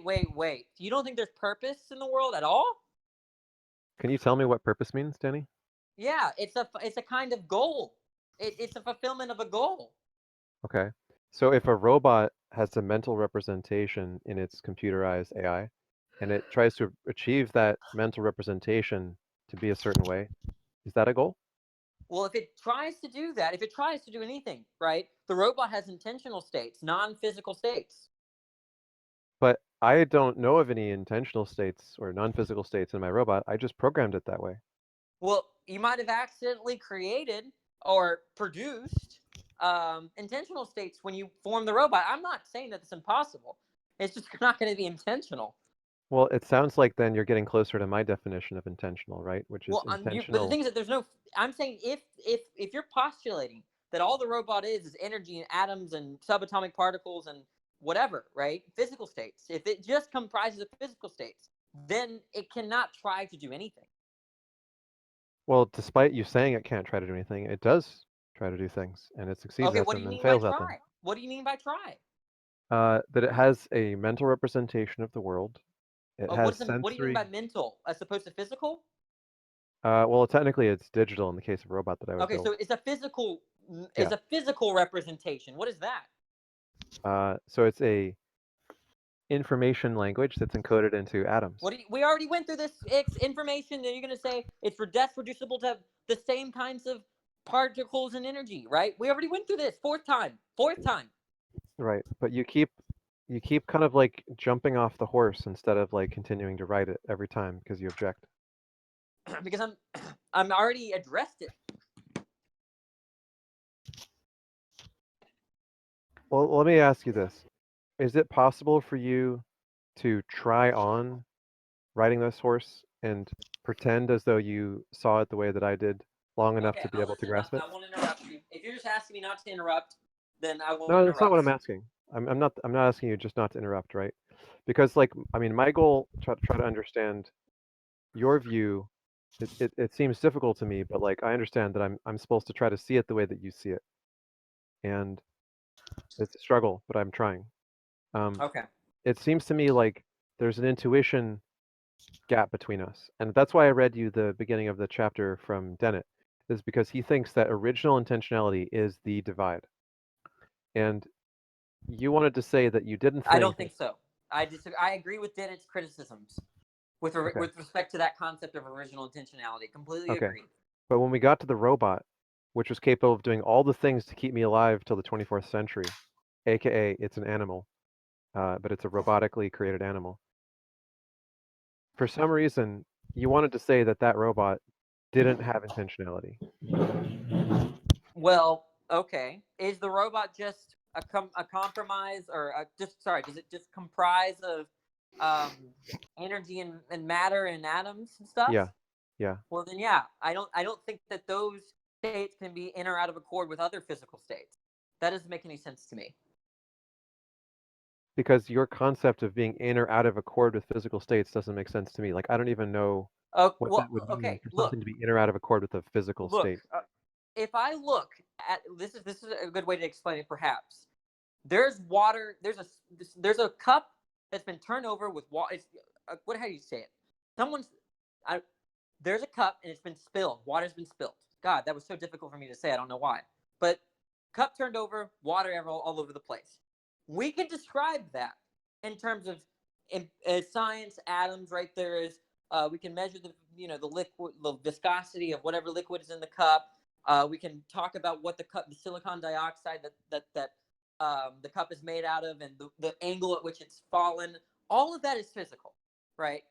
Now, there's nothing about that that's in or out of accord with another state. There's nothing about that cup, that spilled thing, right? Nothing, right? Until you talk to a person, right, that says, I meant to grab it, but my hand slipped, right, and it spilled. Suddenly, those state of affairs in which you have a spilled cup of water is out of accord with what you intended, right? So that makes sense, right? But the thing is with respect to that cup and the spilled water, just that, it doesn't make sense to say that that's out of accord with some other physical state, right? But it does, Danny. Remember the coin op example, the two-bitser? Oh my God. No, Remember, I'm just telling you what in or out of accord means. Danny, Okay. if I put a dime into a two-bitser, No. I'm sorry. I have to hammer this in, right? Do you understand what in or out of accord means now? What I mean by that, there's a state of affairs in which it is successful or failure with respect to a rule. Yeah. And what I'm trying to explain to you is that the way that you can conceive of something being in or out of accord has to do with your mental machinery, which I have an account for that's natural, and that it consists just of atoms and parts, which you don't want to accept. Wait, do you think it makes sense to say that a particular set of configurations of atoms, right, is out of accord with another configuration of atoms? No, because out of accord is a concept. But wait, but you just agreed, right, that the spilled water is out of accord with my intention. Because of the intentional stance that you take, right? Right, but the intentional stance under your view is information and all this representation stuff, which boils down to more particles and energy and atoms, configurations of those things, right? Yeah. Like so if you put the coin in the slot. A contradiction, unless you can try to explain yourself out of it. So if you put the coin in the slot, it doesn't go through if it's the wrong shape. You got that one, right? Oh yeah, if I put a penny in the vending machine, it's not going to go through. Yeah. Right. As far as what I understand it. Yeah. Okay. Okay. The robot consists of lots and lots of those little slots, right? Those are logic gates. They either let something through or they don't. If the thing matches the shape that they let through, then they let them through. We call those shapes patterns, right? Neural networks are just a series of machines for letting things through or not on the basis of whether they match a certain physical pattern or not. Yeah, right? it doesn't make sense to say that one slot machine or one specific aspect of the robot is out of accord with a different physical aspect of the robot. That makes no sense. Right, but you do understand that a dime won't pass through a quarter-shaped machine. Yeah, what does that have to do with anything? So if you drop this whole in or out of accord language and you say that something can pass through a logic gate or not, and that explains how it is that you can conceive of being in or out of accord. Then you're eliminating normativity in itself. Yes. So you don't mean, when you say that that's good or that you ought do X, you don't mean any of that. I mean it conceptually, but physically, it's a series of coin-op slots. Wait, when you say, look, let me tell you, when you say I mean it conceptually, that just translates in a sense that I mean it philosophically, right? You're committed to saying. That's precisely what I'm trying to argue for, right? That philosophically speaking, there's a problem, right? Yes, the problem is philosophy is not well equipped to handle the facts of the physical world. Oh, that is just the dumbest thing I've heard today. That's so stupid. Yeah. You have to be able to talk about the scientific reality of your brain. If you're going to have a philosophy of mind that makes any fucking sense. I can't get over the. It's like saying math has to understand science for it to be sensical. That's probably as stupid as what you just said. The problem, Danny, is that I'm talking about cognitive science, and you're only talking about neurophilosophy of mind. It's irrelevant.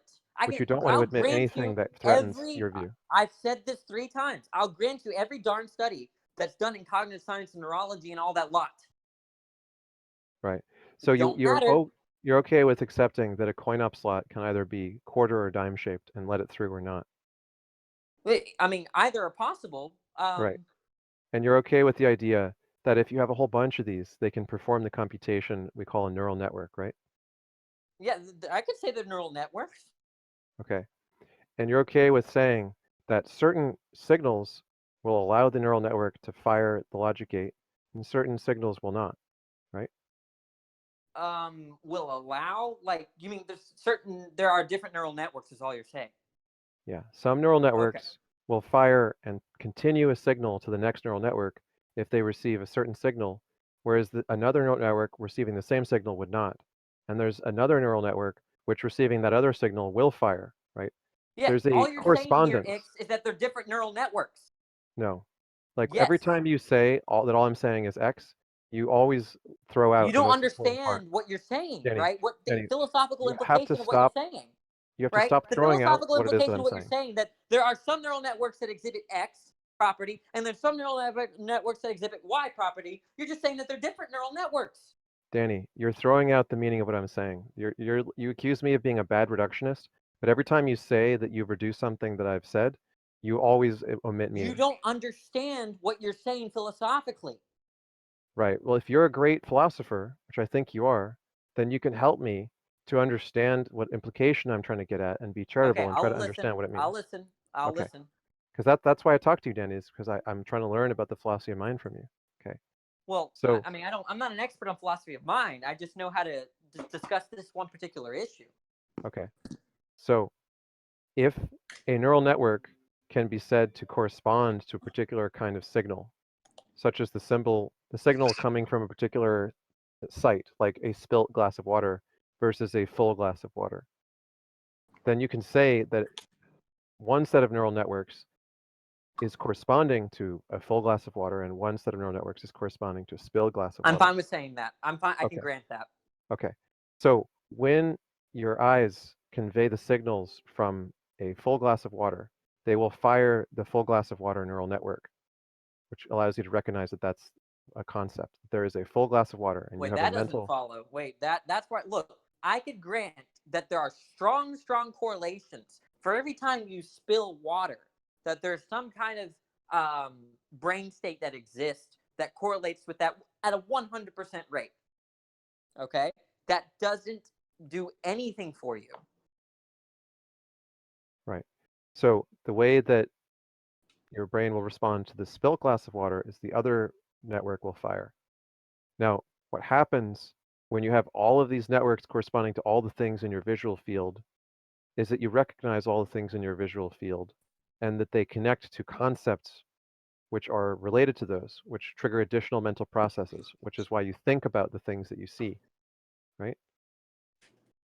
Well, say that last bit again. I don't think I agree. So, for a particular visual stimuli, it's an uncontroversial fact in the field of neuroscience and artificial intelligence that a given stimuli visually will be recognized and trigger signals firing by certain neural networks that correspond to it that have learned to recognize it. Okay, I'm fine with saying there's strong correlations, right? There's strong correlations with me seeing the color red and maybe a particular area of my brain at that particular time. I'm not disputing that. Okay, go ahead. Okay. I can grant that, rather. I don't even know if that's true, but I can grant it all. I can grant it all. Well, the visual field stuff has been well reproduced. And that's fine. That's why I say this is one of the least artificial or one of the least controversial things, right?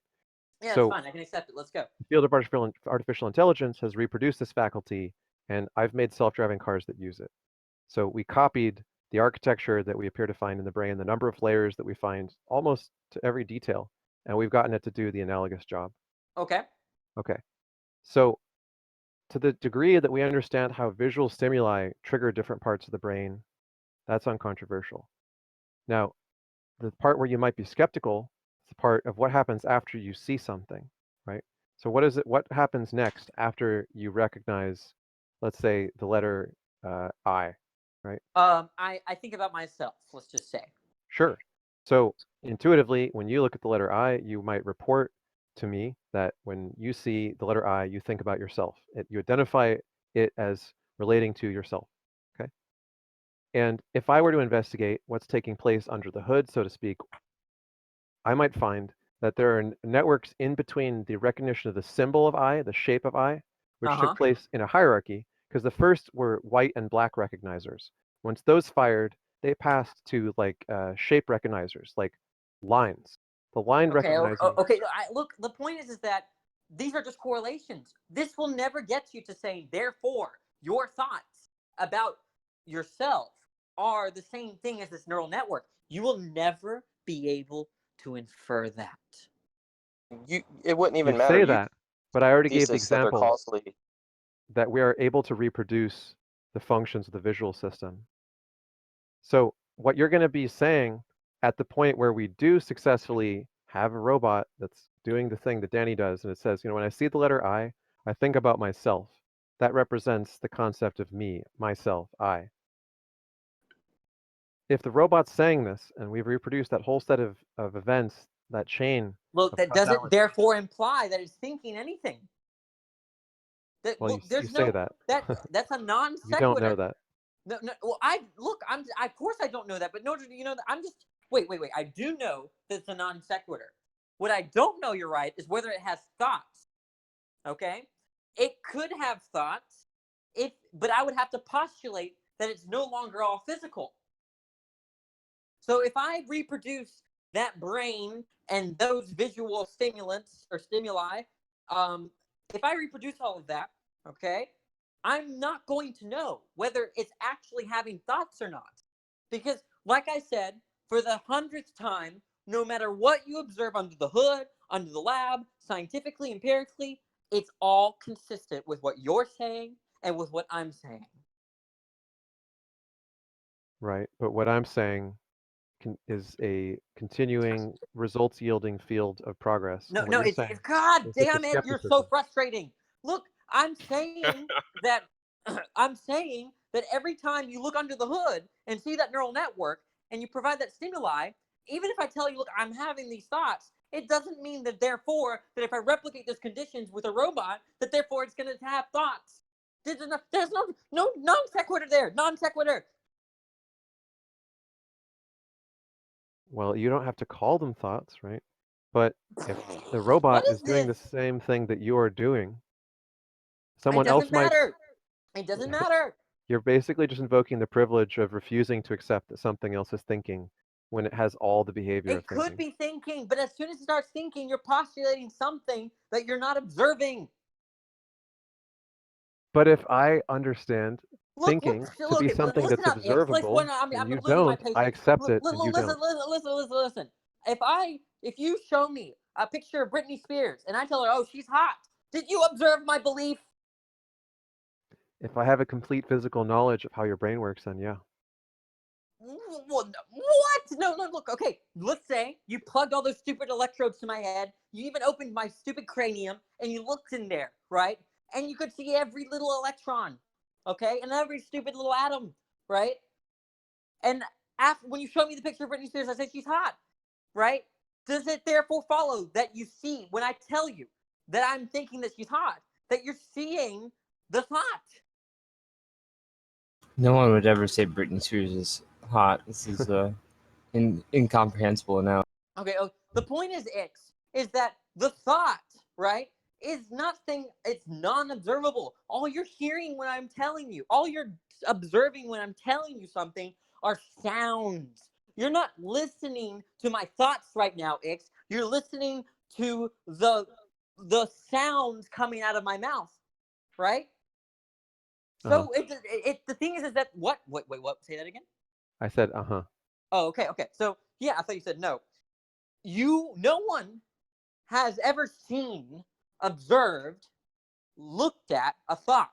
The best we can do, which is actually superior to that, is have this weird direct acquaintance with our thoughts, right?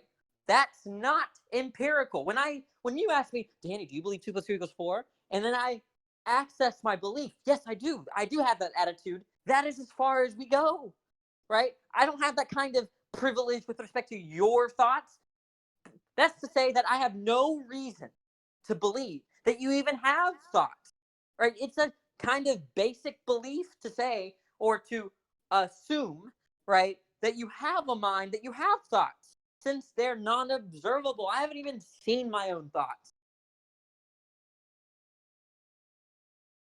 So Danny, if we hook up an apparatus to a mouse's brain, and the mouse navigates a maze, and the knowledge of navigating the maze, the memory of navigating the maze, is contained in the apparatus. You're equivocating on knowledge. Well, I am, because I know you wouldn't accept this concept of knowledge, but I would. Okay, well, fine. I can accept that it's a non-belief sort of knowledge. I'm fine with that. Like the same way that calculator knows 2 + 2 = 4 when you push the buttons. Right. So the experience of going through the maze results in a pattern that's stored in the apparatus. That's a prosthetic memory, right? And it does the same function that the original brain cells performed. If I take that apparatus away from that mouse and plug it into a different mouse, and then that mouse perfectly navigates the maze just like the original mouse did, because I've transferred the external memory apparatus from one mouse to another. Yeah. Do you think that that mouse does not have knowledge of the maze? I'm saying that in either case, you don't know if that mouse has thoughts, right? All you have are neurological activity and some sort of measurements of that, right? That's all you have, right? You can't say therefore thoughts. But it seems to me like what you're saying is there's some proprietary definition of thoughts, which is private, and you're not willing to speculate about any other agent that seems to be behaving or talking about thoughts similarly. I want to apologize to the room for letting you go through that line of questioning with me, because all of it is irrelevant. I gave an argument, right, as to why, number one, how we construe intentionality in terms of normativity. You deny normativity, so you must deny that version of intentionality, and then you get this new understanding of intentionality, which is just something that's reducible to every kind of configuration of physical states. And then you say, well, no, but there's a special kind of physical state in brains such that we can differentiate it from other physical states. But I'm saying, then I asked you, does it make sense, right? Does it make sense to say one physical state is out of accord with another physical state? You said no, which is to say that I don't know what you're talking about when you're saying intention. It seems like what you're saying is like there's just neural networks and they're just atoms. And I don't think that does anything to solve the issue about what malfunction means, what function means, what it means to say success or failure, right? When we talk to each other, right? When we tell our mothers that I'll try to be home for dinner, right? That does nothing to explain what we mean there. So it sounds like you're getting frustrated because you're. Oh, well, now you just now detected that. Yeah. So if you don't want to continue, then that's fine. But I'm happy to continue. Someone else, I want to. Yeah, I'm fine with handing the. If anybody else is bored of this, I'd be happy to go to another room. Whatever you want to do, what everybody else wants. But what I've tried to suggest is that in the analogy to the computer, the middle level language that I described, or the high level language in which a computer programmer programs, is analogous to the terms of philosophy of mind and of folk psychology that you want to use. And I don't think it's useless, right? I don't think that the way that you distinguish intentionality and so on is meaningless, right? It's not like gibberish. That's not the kind of eliminativist that I am, right? What I think, though, is that you're talking in like a high level and level language of human intuition about the mind. And what I understand a high level language to be is something which reduces to a low level language, which is the actual operational language that's real. And there are different levels of computer programmers. There are programmers that operate at the lowest level of language and can actually conceptualize at that level exactly what it's going to do, right? And most programmers operate on like a C level. Some programmers operate on an assembly level. In the old days, people like von Neumann, they literally operated at the 1 and 0 level. And the different level of thinking, it's not useless, it's not meaningless. So when I say that, yeah, I don't believe intentions are a real thing, but I do understand them as a high level signifier for something that at a lower level does exist. That's what I'm talking about. It's just different levels of language, which can reduce to lower levels. Does that make sense, Denny? No, none of. I mean, I just don't know what you're talking about, because I mean something different by intention, which I think you actually do use my notion of intention when you're talking to other people, when you're talking to your mom. I don't think you actually are referring to neural networks when you're talking about when you try to do something, right? I don't think you can be wrong about what you mean, right? I think you do have a concept, right? But that's the concept's similar. not incoherent, okay? I didn't say it was incoherent, Danny, right? What I said is that when I talk to you about intention, it's like when I talk to another C programmer about if, right?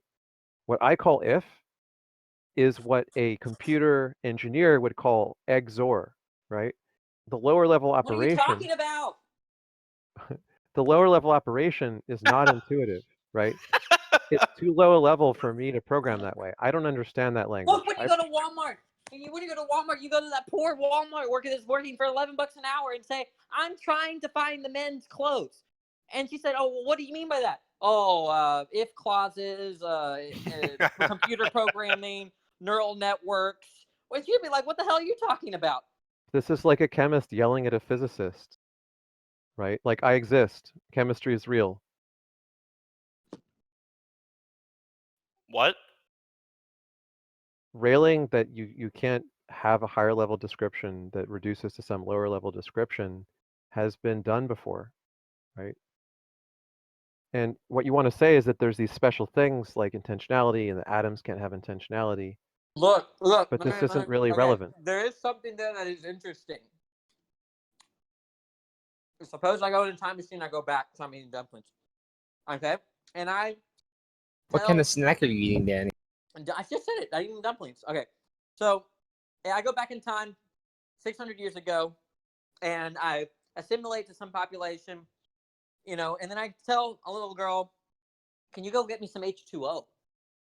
She'll be like, "What the hell?" Like, obviously, right? H2O is a higher, whatever garbage you said, higher order level thing than water, right? I would agree that water reduces to H2O. Okay? Now, here's the problem. Water cannot be H2O if there's some property about water, right?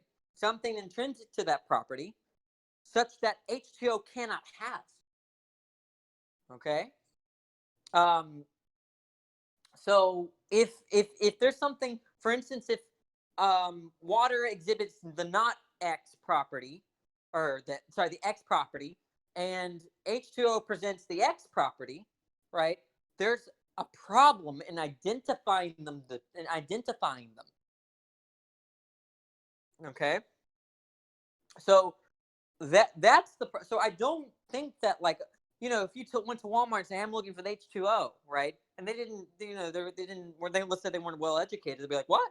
"Well, I mean water," right? "Oh, okay, I'll get this over there," right? Yeah, that's fine.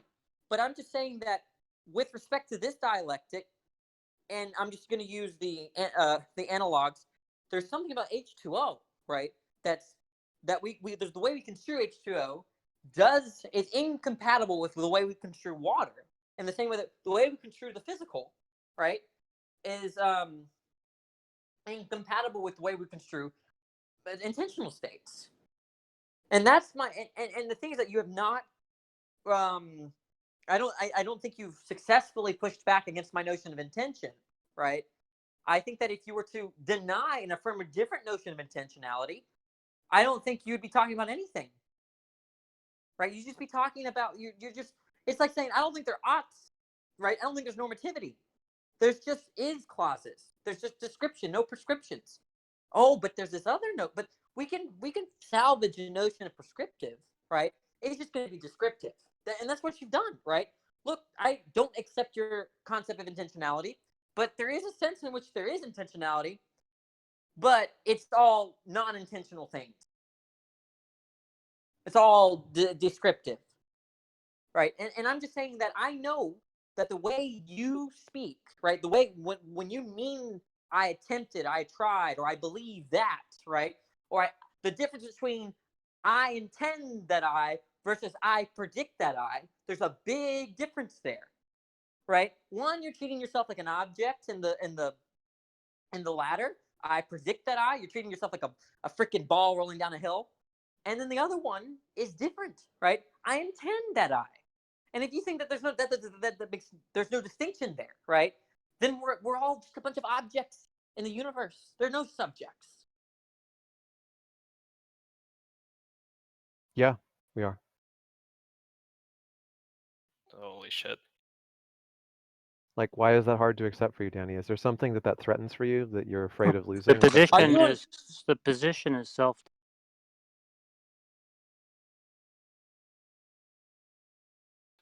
What's the position?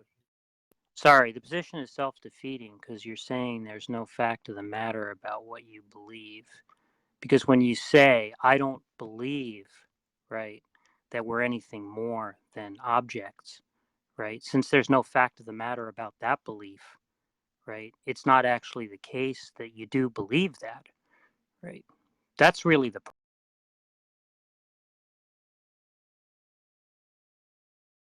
So, Jack, do you believe that a quarter sorting machine that was made in America to sort American quarters, if it goes to Panama and gets used to sort Panamanian quarters? That is a trap! That is a trap!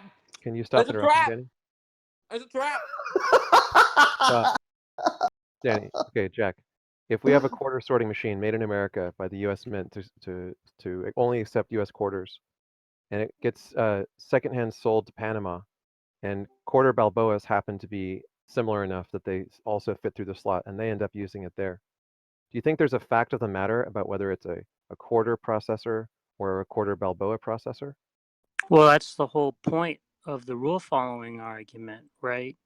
When a robot when a robot that's been assembled by a random process, like let's say a tornado blowing through a junkyard, right?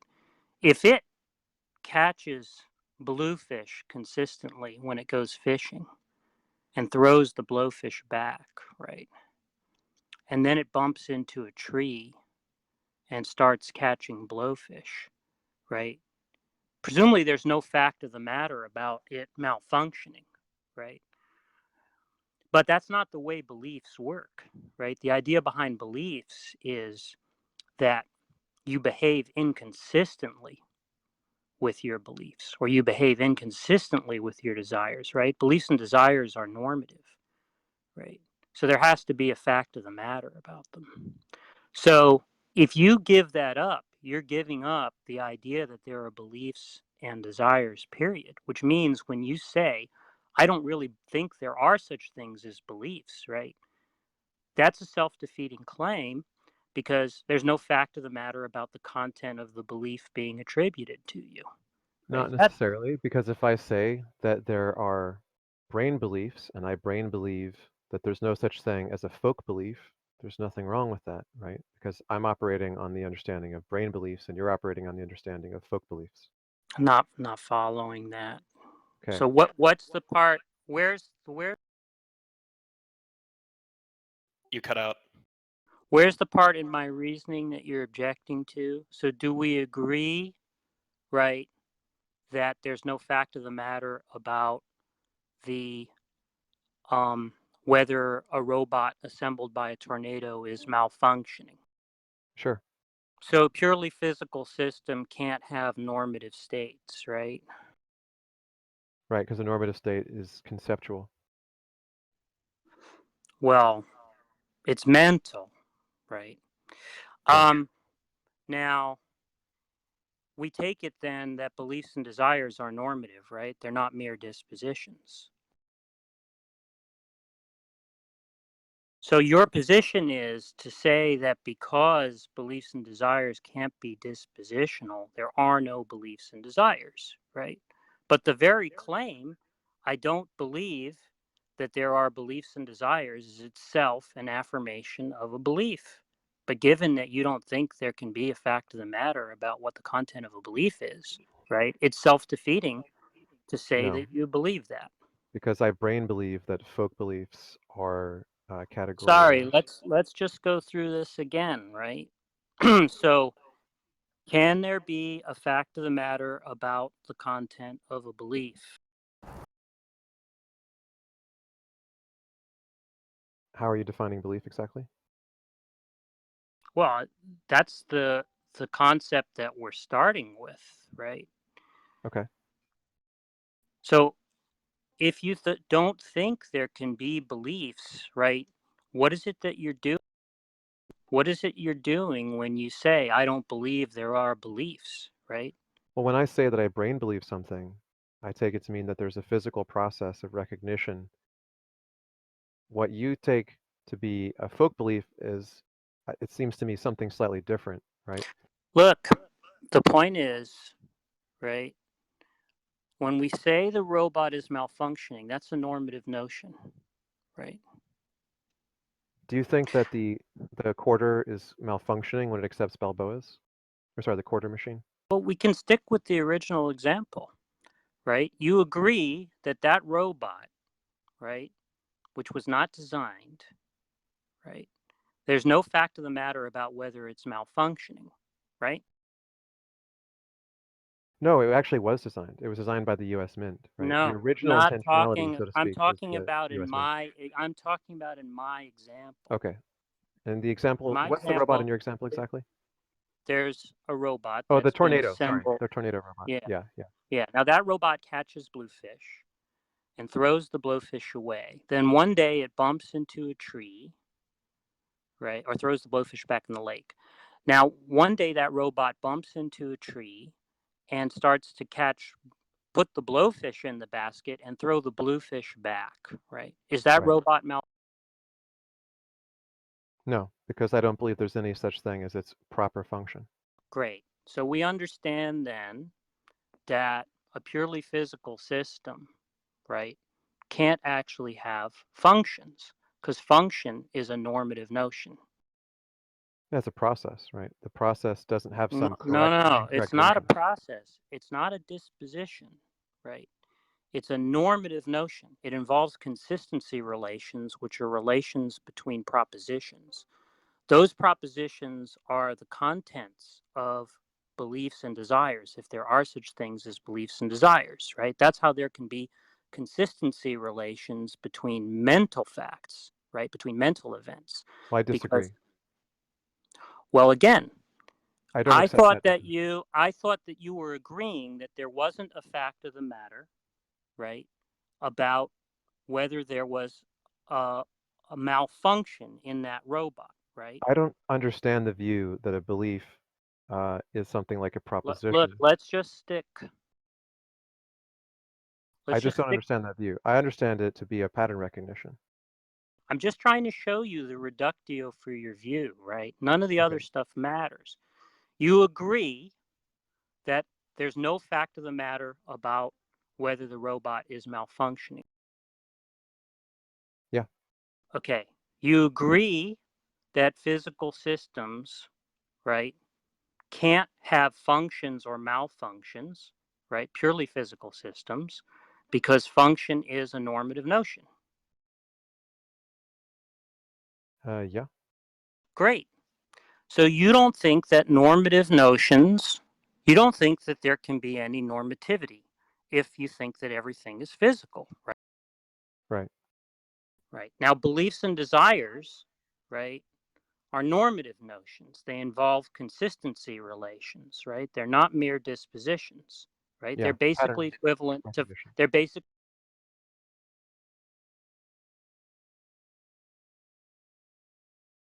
You there?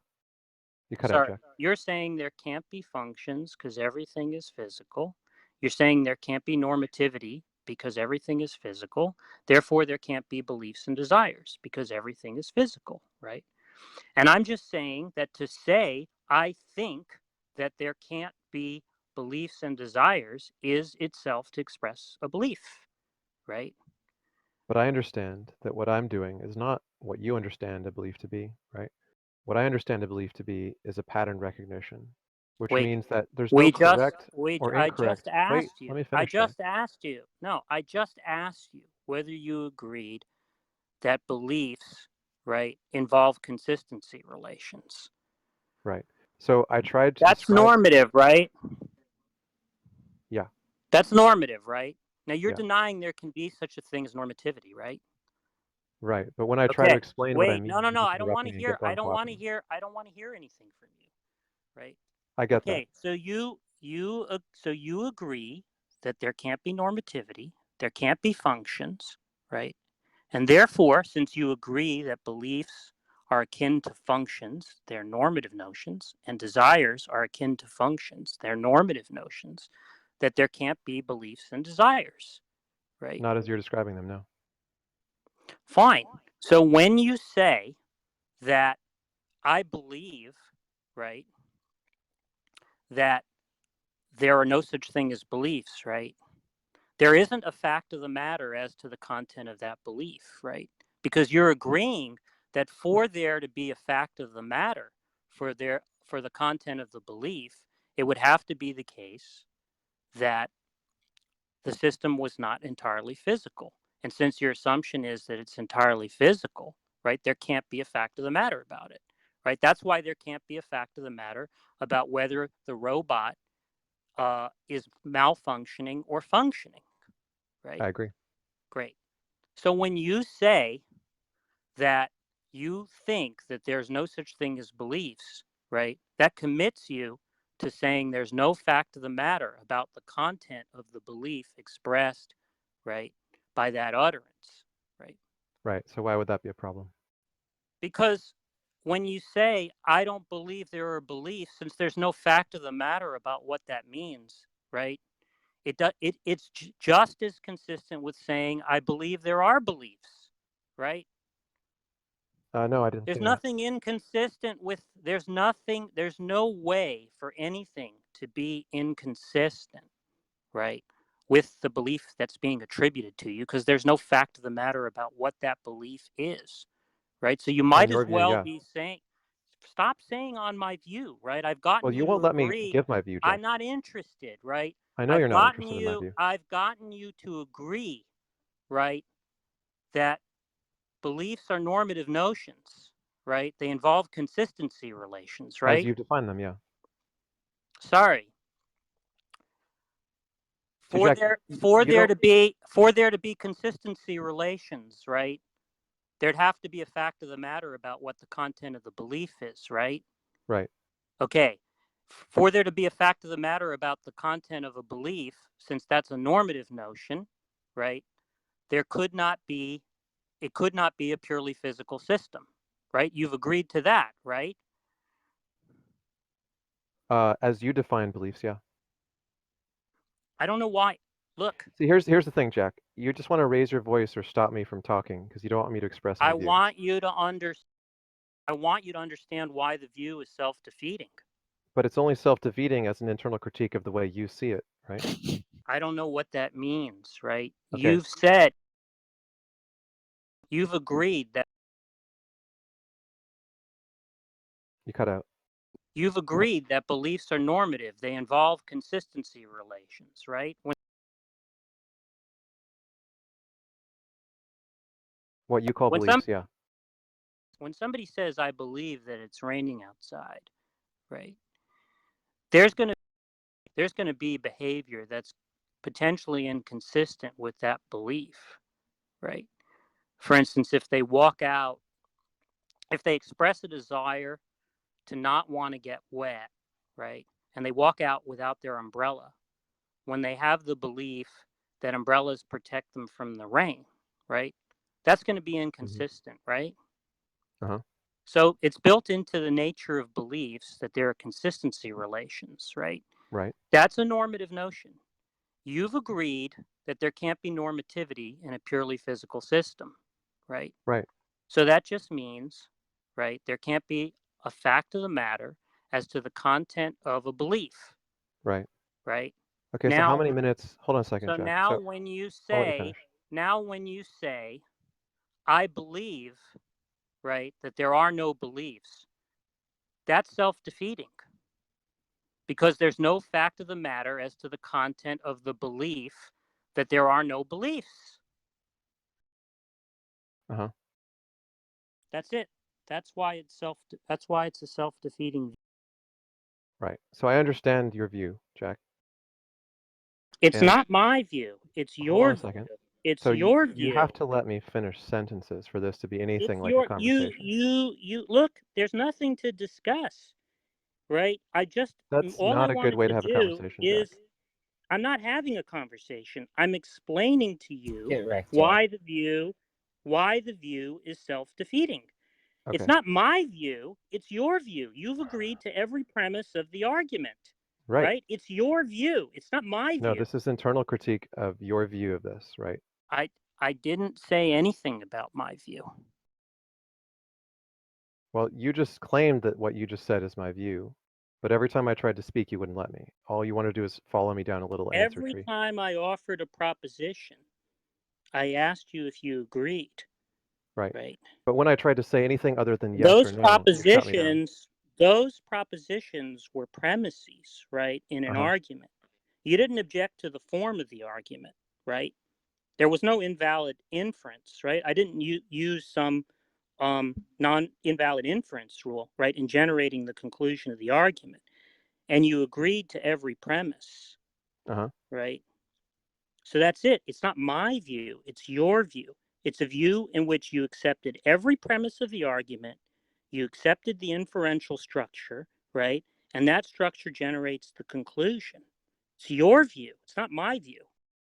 Well, it doesn't seem like my view, Jack, because what I'm saying yes then to is what your I'm definition. asking you to do, what I'm asking you to do then is deny a premise in the argument or object to one of the inferences. Right. So I tried to do that several times, and you literally stopped me from talking. No, you didn't. I asked you each time, do you accept this premise? And you said yes, right? And at no time did you say, wait a minute, you're using an invalid inference rule, right? No time did you say that, right? Right. At no time have you asked me what my view is. Let's just be clear. Was there a formal problem in the reasoning that I presented? Was it formally invalid? Okay. I perfectly understand what your view is. Did you agree? It's not my view. Your view. Did you agree to every premise in the argument? Yeah. Okay. So look. For the sake of argument. Obvious. What do you mean for the sake of argument? I'm trying to be cooperative with your thought experiment. It's not a thought experiment, right? I asked you if you accepted the premises. Are you saying now you don't accept the premises? Jack, if I am allowed to speak at any... Jack, just stop for a second. You've been doing this over and over again. I'm just asking you, right, whether you accepted the premises or not, right? Because if you're going to go through, a whole you're just asking for the sixth time, Jack. Give him a chance. If you're going to go through a whole argument with me, right, in which I say, do you accept this premise? Do you accept this premise? Do you accept this premise, right? And then at the end of it say, well, actually, I didn't accept any of those premises. You're wasting my time, right? I agree this was a waste of time, Jack, because you're not interested in having a conversation. I'm asking you, do you accept the premises of the argument? No.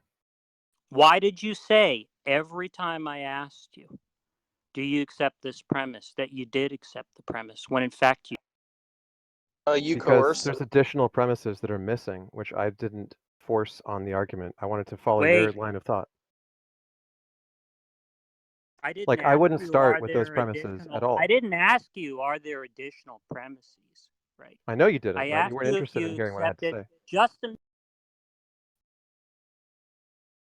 What I asked you was, do you accept each premise, right? And each time you said yes. And now you're saying you don't accept the premises. Now, why would you do that? Because you wanted to walk me down a line of argument, right? No. And you weren't interested in what I had to say. No. I wanted to know whether you accepted the premises. That's why I asked you, do you accept this? Okay. So, Jack, are you interested in having a conversation? No. Okay. I'm not interested in having a conversation with somebody who, when I ask them, do you accept this premise, right, says yes, and lets me go down a whole train of argument, right. And at the end says, no, I don't actually accept those premises. So a number of times I signaled that. That's actually wasting my time.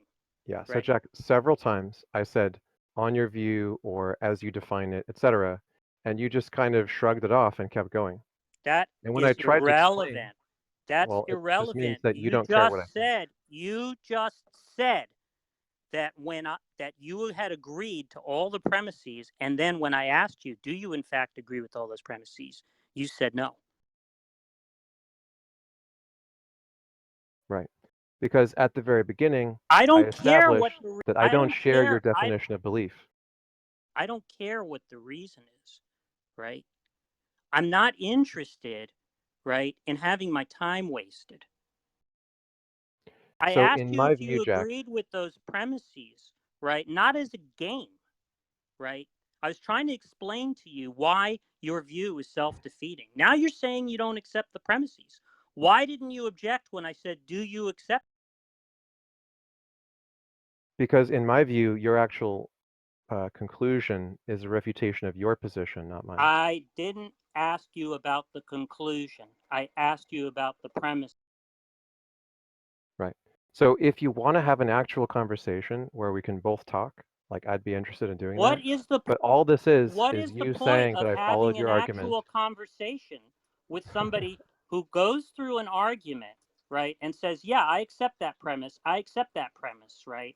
And then when we get to the conclusion says, well, in fact, I don't actually accept the premises that I agreed to. Because from the outset, I don't share your definition of beliefs. I don't share your definition of I asked intentionality, you etc. whether you accepted the premises of the Right. argument, and you said yes. And now you're saying you don't accept them, correct? Yeah. So I guess I Okay. wasted your time, Jack, So, because I don't yeah. actually believe what you believe. Why would you say I accept the premise when in fact you didn't accept it? I just don't Because understand. what I meant was that I accept that this is how you define it, and I'm willing to follow the It's logic not a of what I question believe. of definitions. Well, it was for me. I wasn't talking about definitions, right? I was talking about propositions. Right. I get that this is frustrating for you, Jack, and that you think it was a waste of time. I apologize for wasting your time. However, you don't have an understanding of what my view is, and you're not interested in getting it. But what I was appreciative Look, of is you it's ran not me even through your clear. It's argument. not even clear to me that you even understand what an argument is, right? Because every time I say, why did you accept this? You say because I object to your conclusion, right? So I think you need to actually learn some basic logic, right? Because it's just not going to be possible to have a discussion with somebody like you who doesn't even understand what the point It's of an pretty argument. insulting for a guy who works in AI research in Silicon Valley with multi-million-dollar It companies. doesn't matter what he does. Whatever. I know it doesn't in determining the truth. I don't really see the relevance of that, Ludic, right?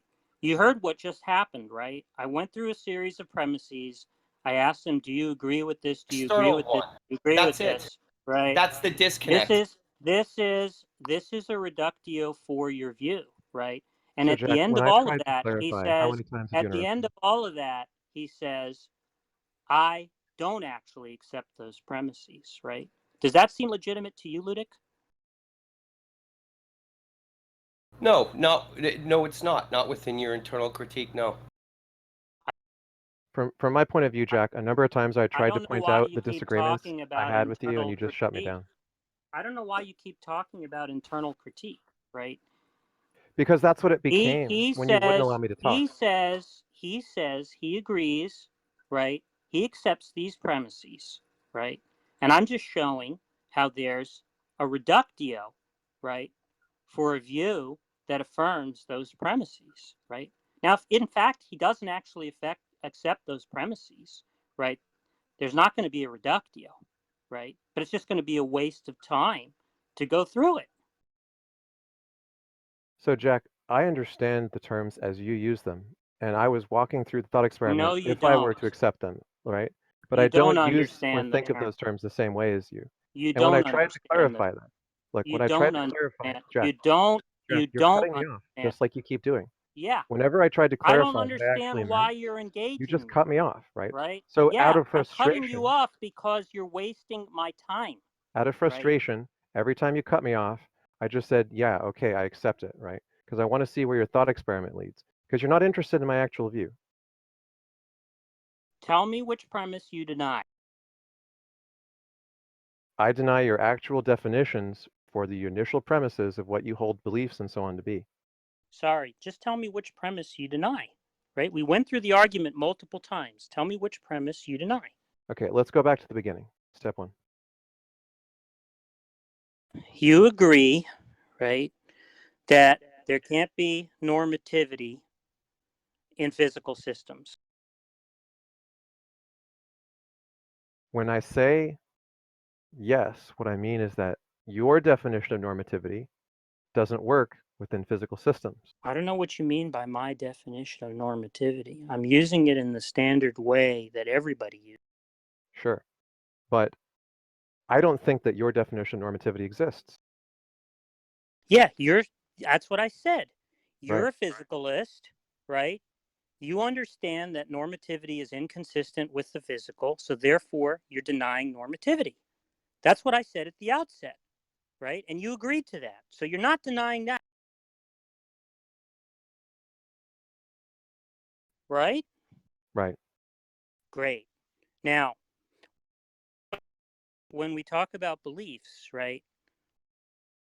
When we talk about beliefs, we understand them to be akin to functions, which is to say that there's normative, which is to say that they're normative, right?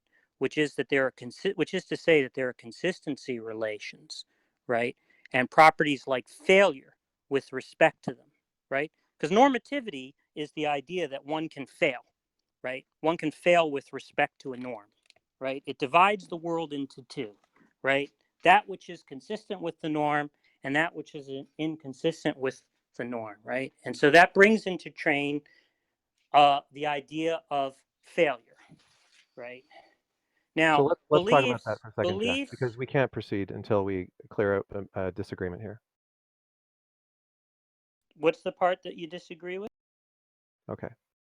So I take it that what we call normativity, something that can fail or succeed, is just something physical in the world which either allows for a certain cause or not to take place. I give the analogy of the coin slot, right? It's either quarter shaped or it's dime shaped.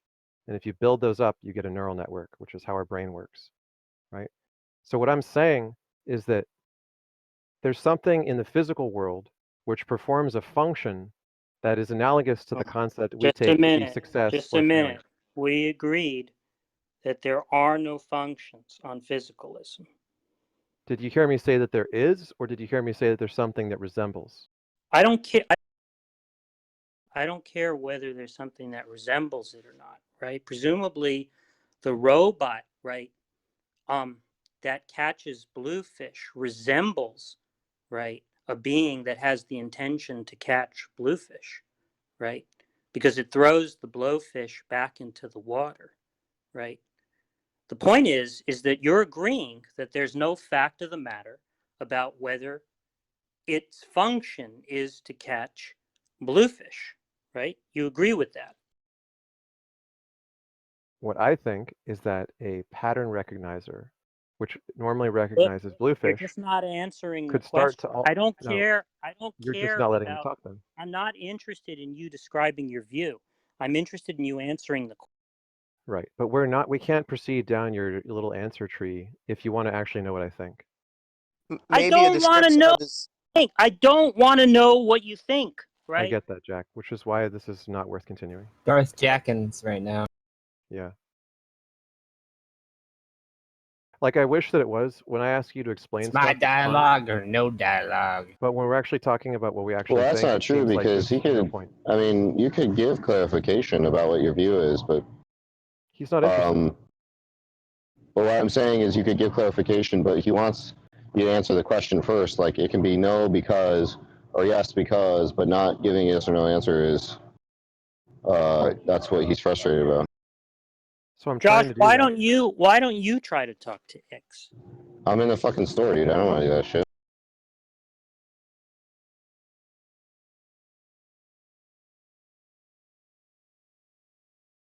So Jack, you haven't read any Dennett. I have. You said you tried to read him, but you found him confusing. Well, I wasn't able to finish his book, Consciousness. Consciousness Explained? Yeah. Okay. Did you read Elbow Room, Jack? No. What about the intentional stance? That's what I'm reading right now. That's what I read that yesterday. Okay. I think it would be constructive if you want to have a dialogue like this to exchange readings, right? I'll read Bill Grommy. I mean, I've already read the like Kripkenstein thing, whatever you want. But it seems to me like we're going down your argument, and it's just yes or no. And anytime I try to clarify it that I have a different view of these terms, it's not productive. It's not productive because you don't understand what dialectic. I am not as good at following these types of arguments. That's true. Okay, that's fine. It's not something that I would consider blameworthy, right? But if you want to understand the issue, you're going to have to.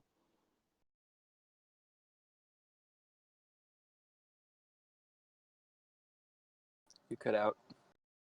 Sorry. If you want to understand the issue, you're going to have to learn how to do that, right?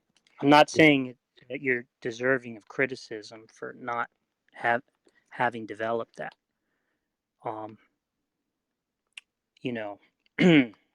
skill, basically. Yeah, basically Ludic is correct. I'm saying that your line of reasoning follows from your premises, right? But I think that your premises are flawed. And when I try to explain that, it breaks down because you're not interested in that. That's why I asked you, right, to tell me which premise you deny.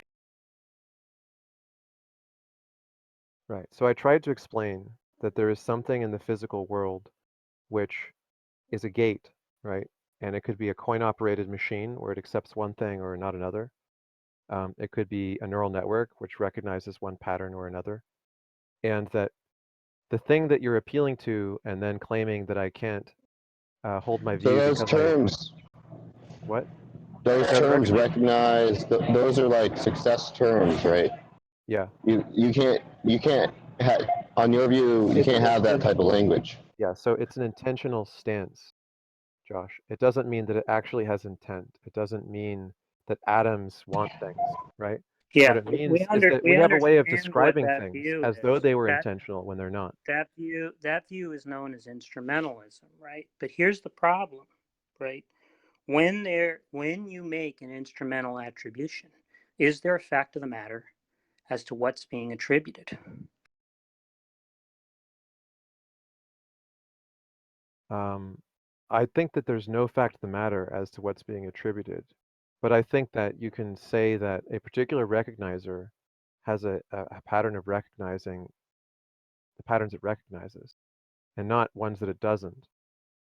So there's no fact of the matter because it could just tweak suddenly and start recognizing a different pattern, right? That's why I'm willing to go down the bluefish, whitefish, whatever the other fish was experiment, right? Because I agree. If you're just talking about the physical facts, yeah, there's no fact of the matter physically that's just this atom means it's going to do this or that atom means it's going to do that.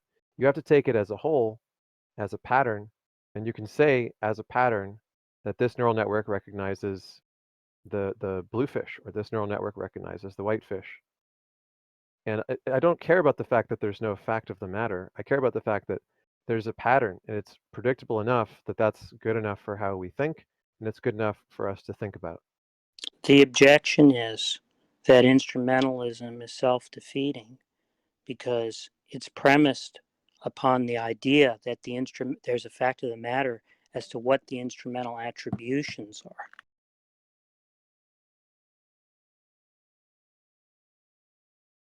So when you say that there's a fact of the matter, do you think it would be unacceptable to merely have a probabilistic success rate at something?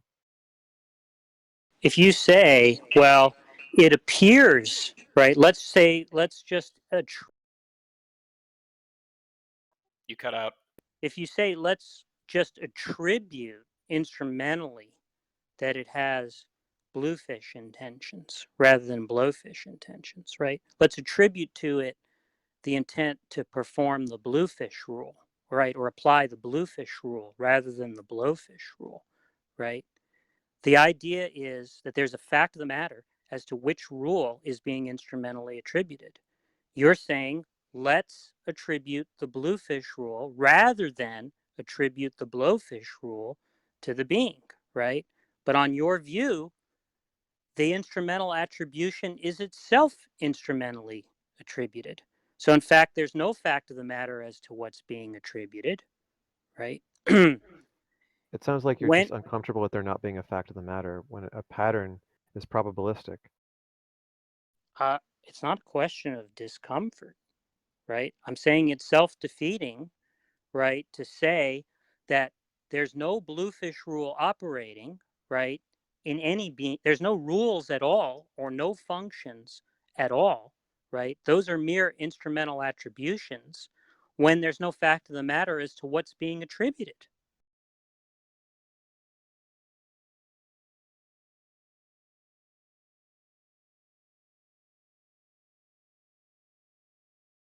So when you have a pattern recognizer and it recognizes bluefish, and you have another one that recognizes bink, initially you would say, based on sufficient demonstrations, that this one is probably recognizing bluefish and this one's recognizing bink, right?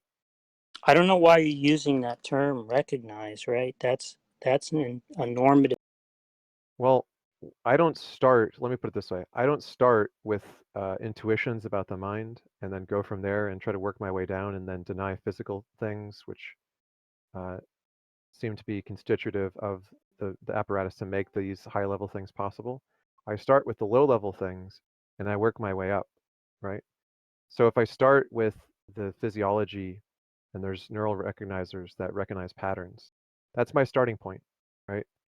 My hypothesis is going to be what fits these facts, not what is it that I have intuitively in my mental experience that just can't be accounted for by this.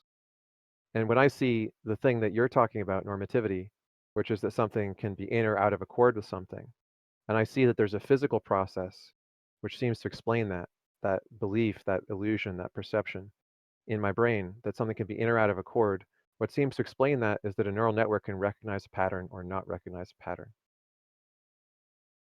I don't see how that's addressing the objection. All you did was invoke a whole lot of other normative and functional language, right, in your response.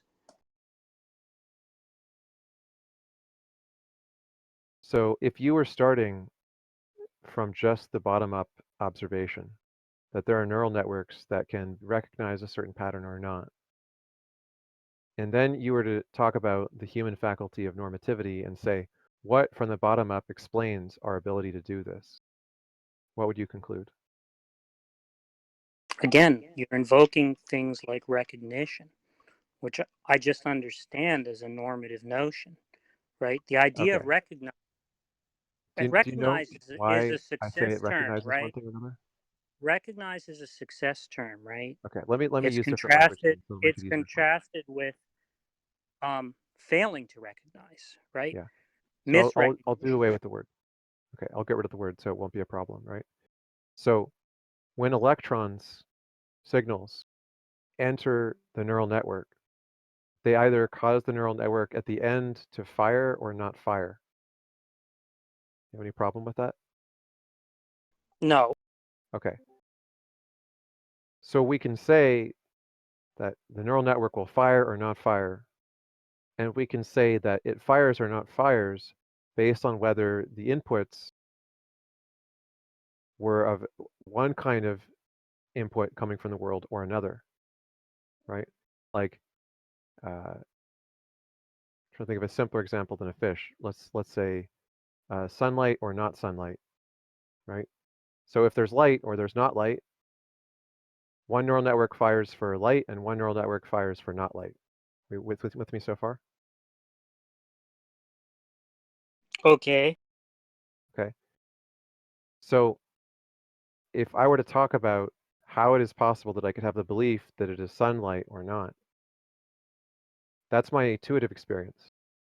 And my heterophenomenological investigation is going to have me say, okay, what's actually going on that seems to correspond to that mental experience?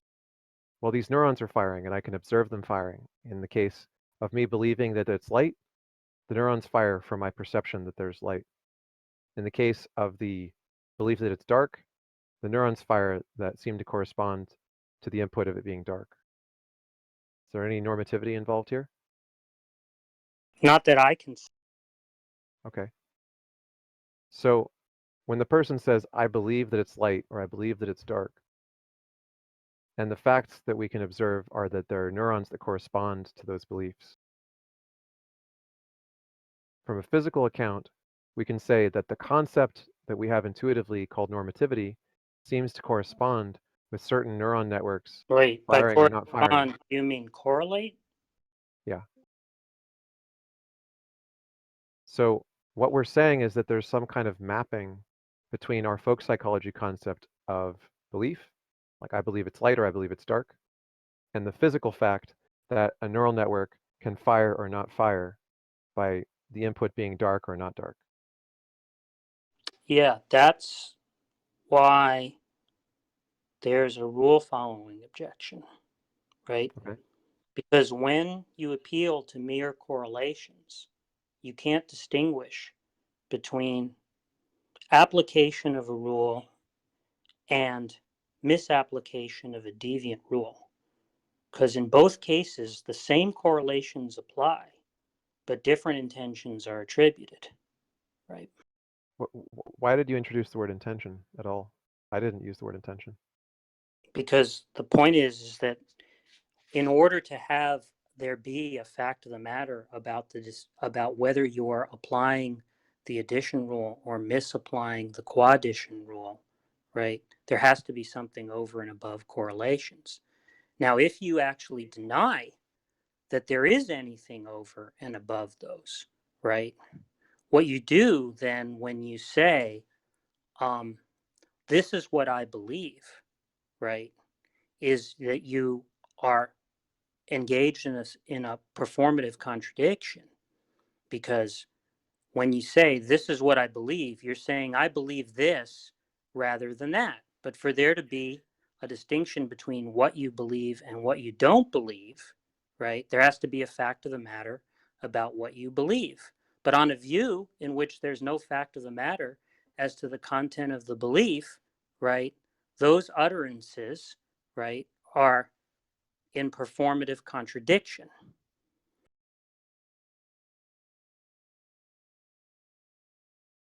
When you say I'm in performative contradiction, I think you're just saying, like you said before, that saying that I believe that I don't have beliefs is a contradiction, right? I'm saying, yeah, because there's no fact of the matter about what you believe when you say you believe you don't have. Right. But I don't So believe... you're not expressing anything. Jack, my account of how belief works doesn't invoke normativity. It's just that certain neurons fire, certain behavior results, right? And the behavior that I experience, which I say I'm experiencing the belief that it's light or the belief it's dark, that's my intuition, right? That's why I can go through your thought experiment and say, yeah, on the account of how I intuitive experience things, that's how it seems, right? But I don't think that that contradicts the fact that I can fully account for all the things that the human is thinking and feeling and so on without invoking the words thinking or feeling. We're just going around in circles, right? Like a neural network is a physical kind of normativity. Is there a fact of the matter about the content of the belief that we attribute to you when you say, I believe there are no beliefs?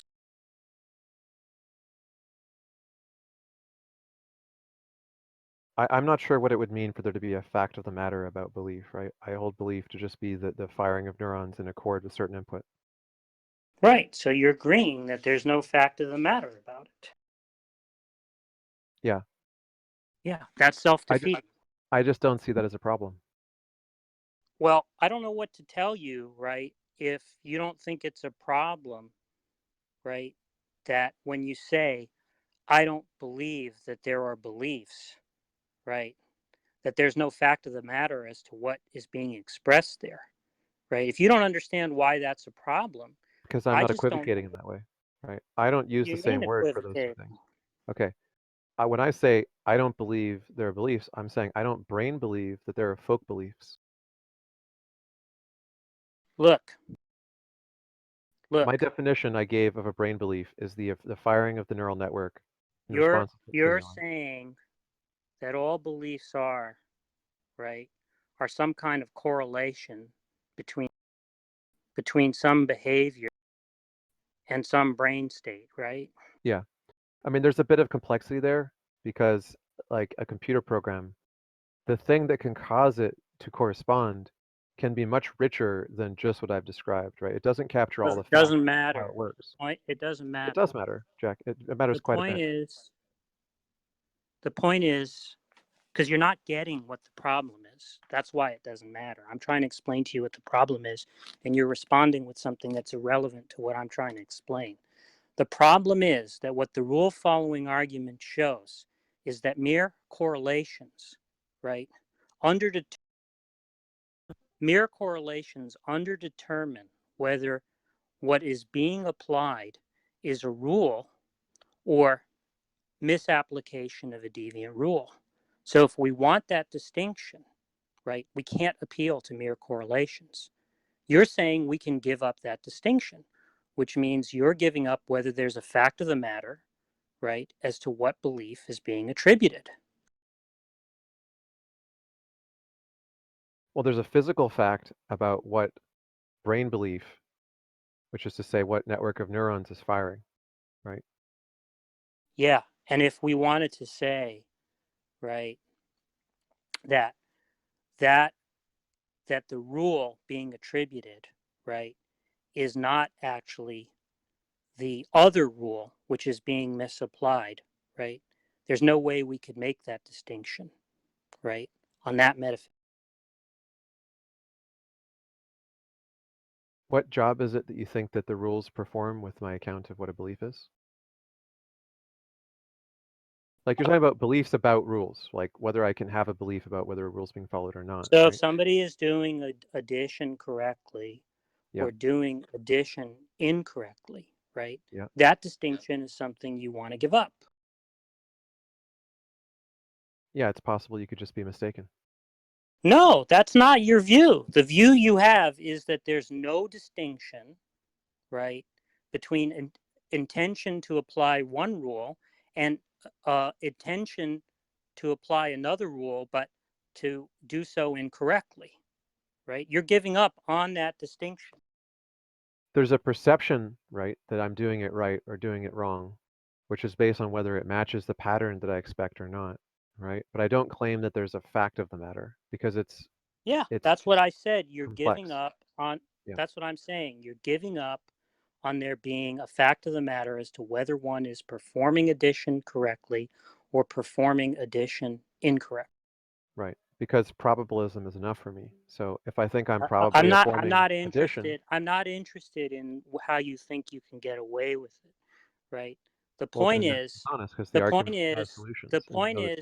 point is that what follows from that is that there isn't a fact of the matter about the contents of beliefs, right? Because for there to be a fact of the matter about the contents of beliefs and other intentional states like desires, right, there'd have to be such a distinction. You're denying that there can be such a distinction, right? So you're saying there's no fact of the matter as to what the contents of beliefs and desires are, right? Well, I don't think now, that what your follows, conception of beliefs and desires exist. I understand that. You're saying that we have to give up on beliefs and desires if it presupposes such a distinction, right? Sort of. What I'm saying, and I don't know if you were here when I was speaking to Danny, is that there are higher and lower level descriptors for this, right? And the higher level ones, some of them are so inexact that they leave things out. And some of them are close to one, like repeatedly transferable and reducible to the low levels. So if we were to describe a distinction like a brain belief and say that the brain belief is a one-to-one correlation with a certain set of neural networks, and we could say that I'm in the state of belief or not belief by whether those neurons are firing or whether they're not firing, that would be like a reduction that loses nothing. And that wouldn't be a bad concept to hold. It would be something like our folk psychological concept, but a little bit more grounded in reality. But other concepts, like I think it's possible to have a folk psychological concept of normativity, for instance, that is just, it's kind of wishful thinking to hope that there's a fact of the matter and to try to back assert that because you want to believe there's a fact of the matter about normativity, that there must be such a thing as these entities that are required to achieve such a fact of the matter. Because if we look physically, we don't find anything that corresponds to that. And if the high-level language we're using doesn't capture the sense of what's really going on, then too bad. We have to account for it in a more detailed way than what we're intuiting. Or just, your view just sounds like it just sounds like it's question begging, and it doesn't sound like there's any good reason, right? Because like on the argument that's being presented, there's a bunch of propositions that you agree with, that the denial of which entails something incoherent. And so that's the reason to reject physicalism, is because physicalism is incoherent. But it sounds like you're just saying whether or not physicalism is incoherent, we should accept physicalism. No. So I don't totally agree with the premises, right? I agree with them when I'm being railroaded and not allowed to speak for the sake of hearing where it leads in terms of how folk psychology fails. I agree folk psychology fails, right? If I held the beliefs of folk psychology, I wouldn't be a physicalist, right? But if I don't think that the folk psychology concepts are truth apt, if I think that they're inexact and not good fits for the real world, then it's not a problem for me because I think that brain beliefs are essentially pattern recognitions and they're fallible, they're probabilistic. They don't have facts of the matter, but they do have probabilities of Well, success. the whole notion of fallible and failing, those are all normative notions. So I don't know. You keep saying that like it's a defeater for something which physically has gates which either fire or don't fire based on different stimuli. Right? I think your concept of normativity, just like mine, the intuition of normativity arises from the ability for gates to fire or not fire based on different input. So every time you say that how is it? You said it's a performative contradiction. Every time you say I have a performative contradiction, I just cringe because it seems like you are unwilling to accept the idea that logic gates are capable of accounting naturally for the experience of normativity. I don't even understand what that means. Do you understand what it means for there to be something physical which could account for some kind of experience that we have? No. Okay, so if we look at the brain and we find that there's a particular area of the brain that is one-to-one correlated with a particular mental experience, and we say that part of the brain gives rise to that mental experience. You understand that, right? No. Okay. That's conceptually confused.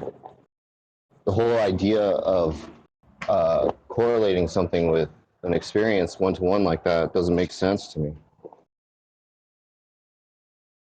Because like, look, maybe you could look at your brain and say every time I have an experience, there's this, if I'm strapped to some MRI machine, let's say I'm strapped to some MRI machine my entire life, and I see that there's a particular set of neurons firing, I guess that's something that I can understand. You can say every time I experience this, there's a correlate there. I understand so long that. as you're the neuroscientist, so long as you're the one, because you're having the experience and you're seeing the stimuli on the apparatus, right? So there's no third party involved.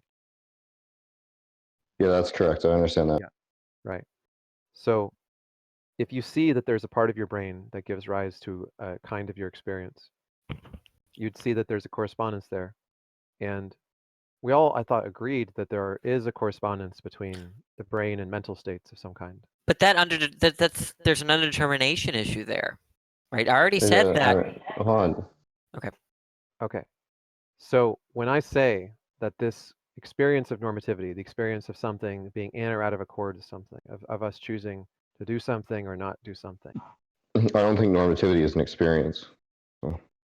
Okay. Well, the way you conceptualize normativity, as I understand it, is that you could be in or out of accord with a belief, right? Yeah, that's correct. That's not an experience, though. I mean, it doesn't imply phenomenology. But you have experiences that involve normativity. I have experiences of things that are normative, but the normative itself is not experiential. Sure. So when we talk about experiences involving normativity, we could say that we've identified structures in the brain that correspond to that.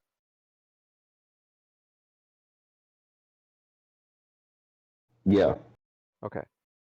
So if you see that the structures in the brain that correspond to normativity are logic gates in the form of neural networks, which have an input, and they either fire or don't fire, based on having developed in such a way that they correspond to certain kinds of input, and they only fire normally when that kind of input is received.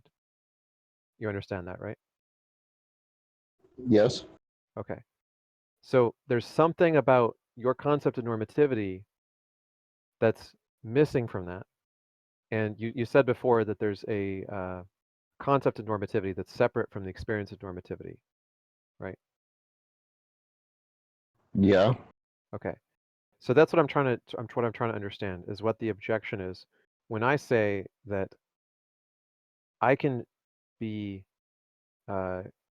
most clear in expressing myself by saying that I brain believe that there are folk beliefs which are not the same thing as brain beliefs, because a brain belief is only talking about the intuition involved in belief, whereas a brain belief is something involving the underlying correlated brain structures.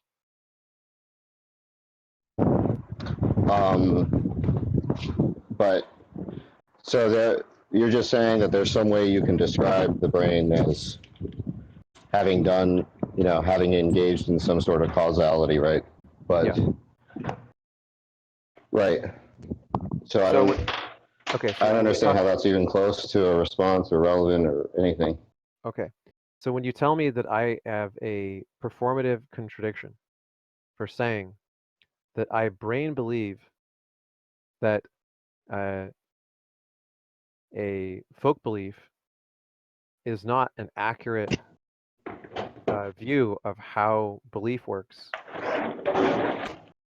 do you have a problem with that?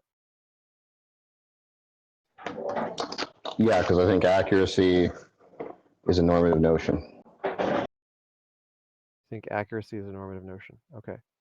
That's correct. So when I say that, and I think it's normative in some robust sense, not like you can call anything you want normative, right? Like you can call the stove normative if you want. You can call anything normative. It doesn't, right? You can call some brain or some electrons. None of that. That's all just a semantic issue. That's not interesting, right? What's interesting is the conceptual issue, which is that the notion of normativity is cashed out in terms of consistency relations. So we're not just saying that, we're talking about whether or not something is or is not consistent, right? And so when you say accurate, that's saying consistent with some intended goal or some purpose. That's what it means to be accurate, right?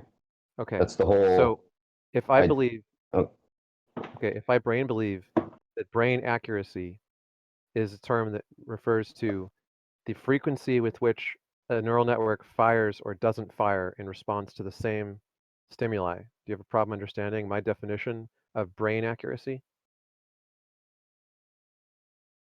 Well, I'm just saying, you can describe any states of affairs you want.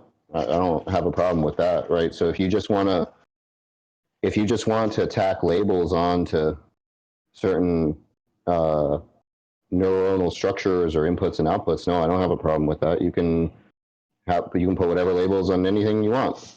Okay. So when you claim that I'm saying that I don't believe I have beliefs, do you understand that that's a misunderstanding of what I'm actually saying? I'm saying I brain believe that I don't have. Right, but you're not talking about beliefs. I have brain beliefs. Well, you're just not talking about beliefs. Yeah, you're just talking about something else. You're not talking about beliefs. You're talking about something else. Sure. By your definition, there's only folk beliefs, and you don't want to talk about brain beliefs. Well, I mean, again, I'm saying that you can put you can do whatever you want. You can give anything any label that you want, call it brain belief, whatever. But the question is whether or not it's tracking the same notion of consistency or inconsistency, right? And if you don't have that notion, then I don't even understand what you're saying. Irrespective, don't take out the word normative, take out everything, take out all that shit. I don't need any of that shit for my view, right? As long as you're saying there's no such thing as consistency or inconsistency or anything like that. If you're saying that, then I don't understand what that view is, right? I mean, because that view is self-defeating. That view is self-defeating precisely because it presupposes that belief is consistent with the way things are. Right. So if I brain believe that I have brain beliefs, not folk beliefs, I'm invoking the idea that there are neural networks that recognize signals corresponding to things, right? And when you say no one's saying that you can't talk about other things if you want to talk about other things. You're just not talking about the same thing. So that's fine. Right. There's no disagreement there. I think we could find an example where you could say that you folk believe something, and I could say I brain believe something, and we'd be referring phenomenally to the same thing, right? No, that's wrong. I'm giving an account in terms of brain belief, and you're giving an account in terms of folk belief. Well, there is no account to be had there, right? There's not. We're just talking past each other. That's what I've established, because you're not talking about notions of consistency. And so obviously, if I'm talking about notions of consistency, that's going to be true whether or not we discover tomorrow that humans have no brains, right? Maybe our science was wrong the entire time. Assume it's the case that it's wrong. We wake up tomorrow, we realize humans have no brains. There's still consistency and inconsistency relations, and my view hasn't been affected. So no, you're never going to be able to point to a case in which there's something called a brain belief, and it's going to be identical with my notion of consistency or inconsistency. Okay. I have to go. I have to go teach a class, but we could pick this up another time. Sorry about that.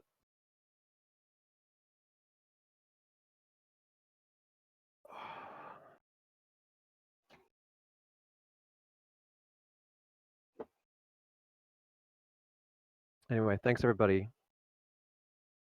Sorry if it was frustrating, but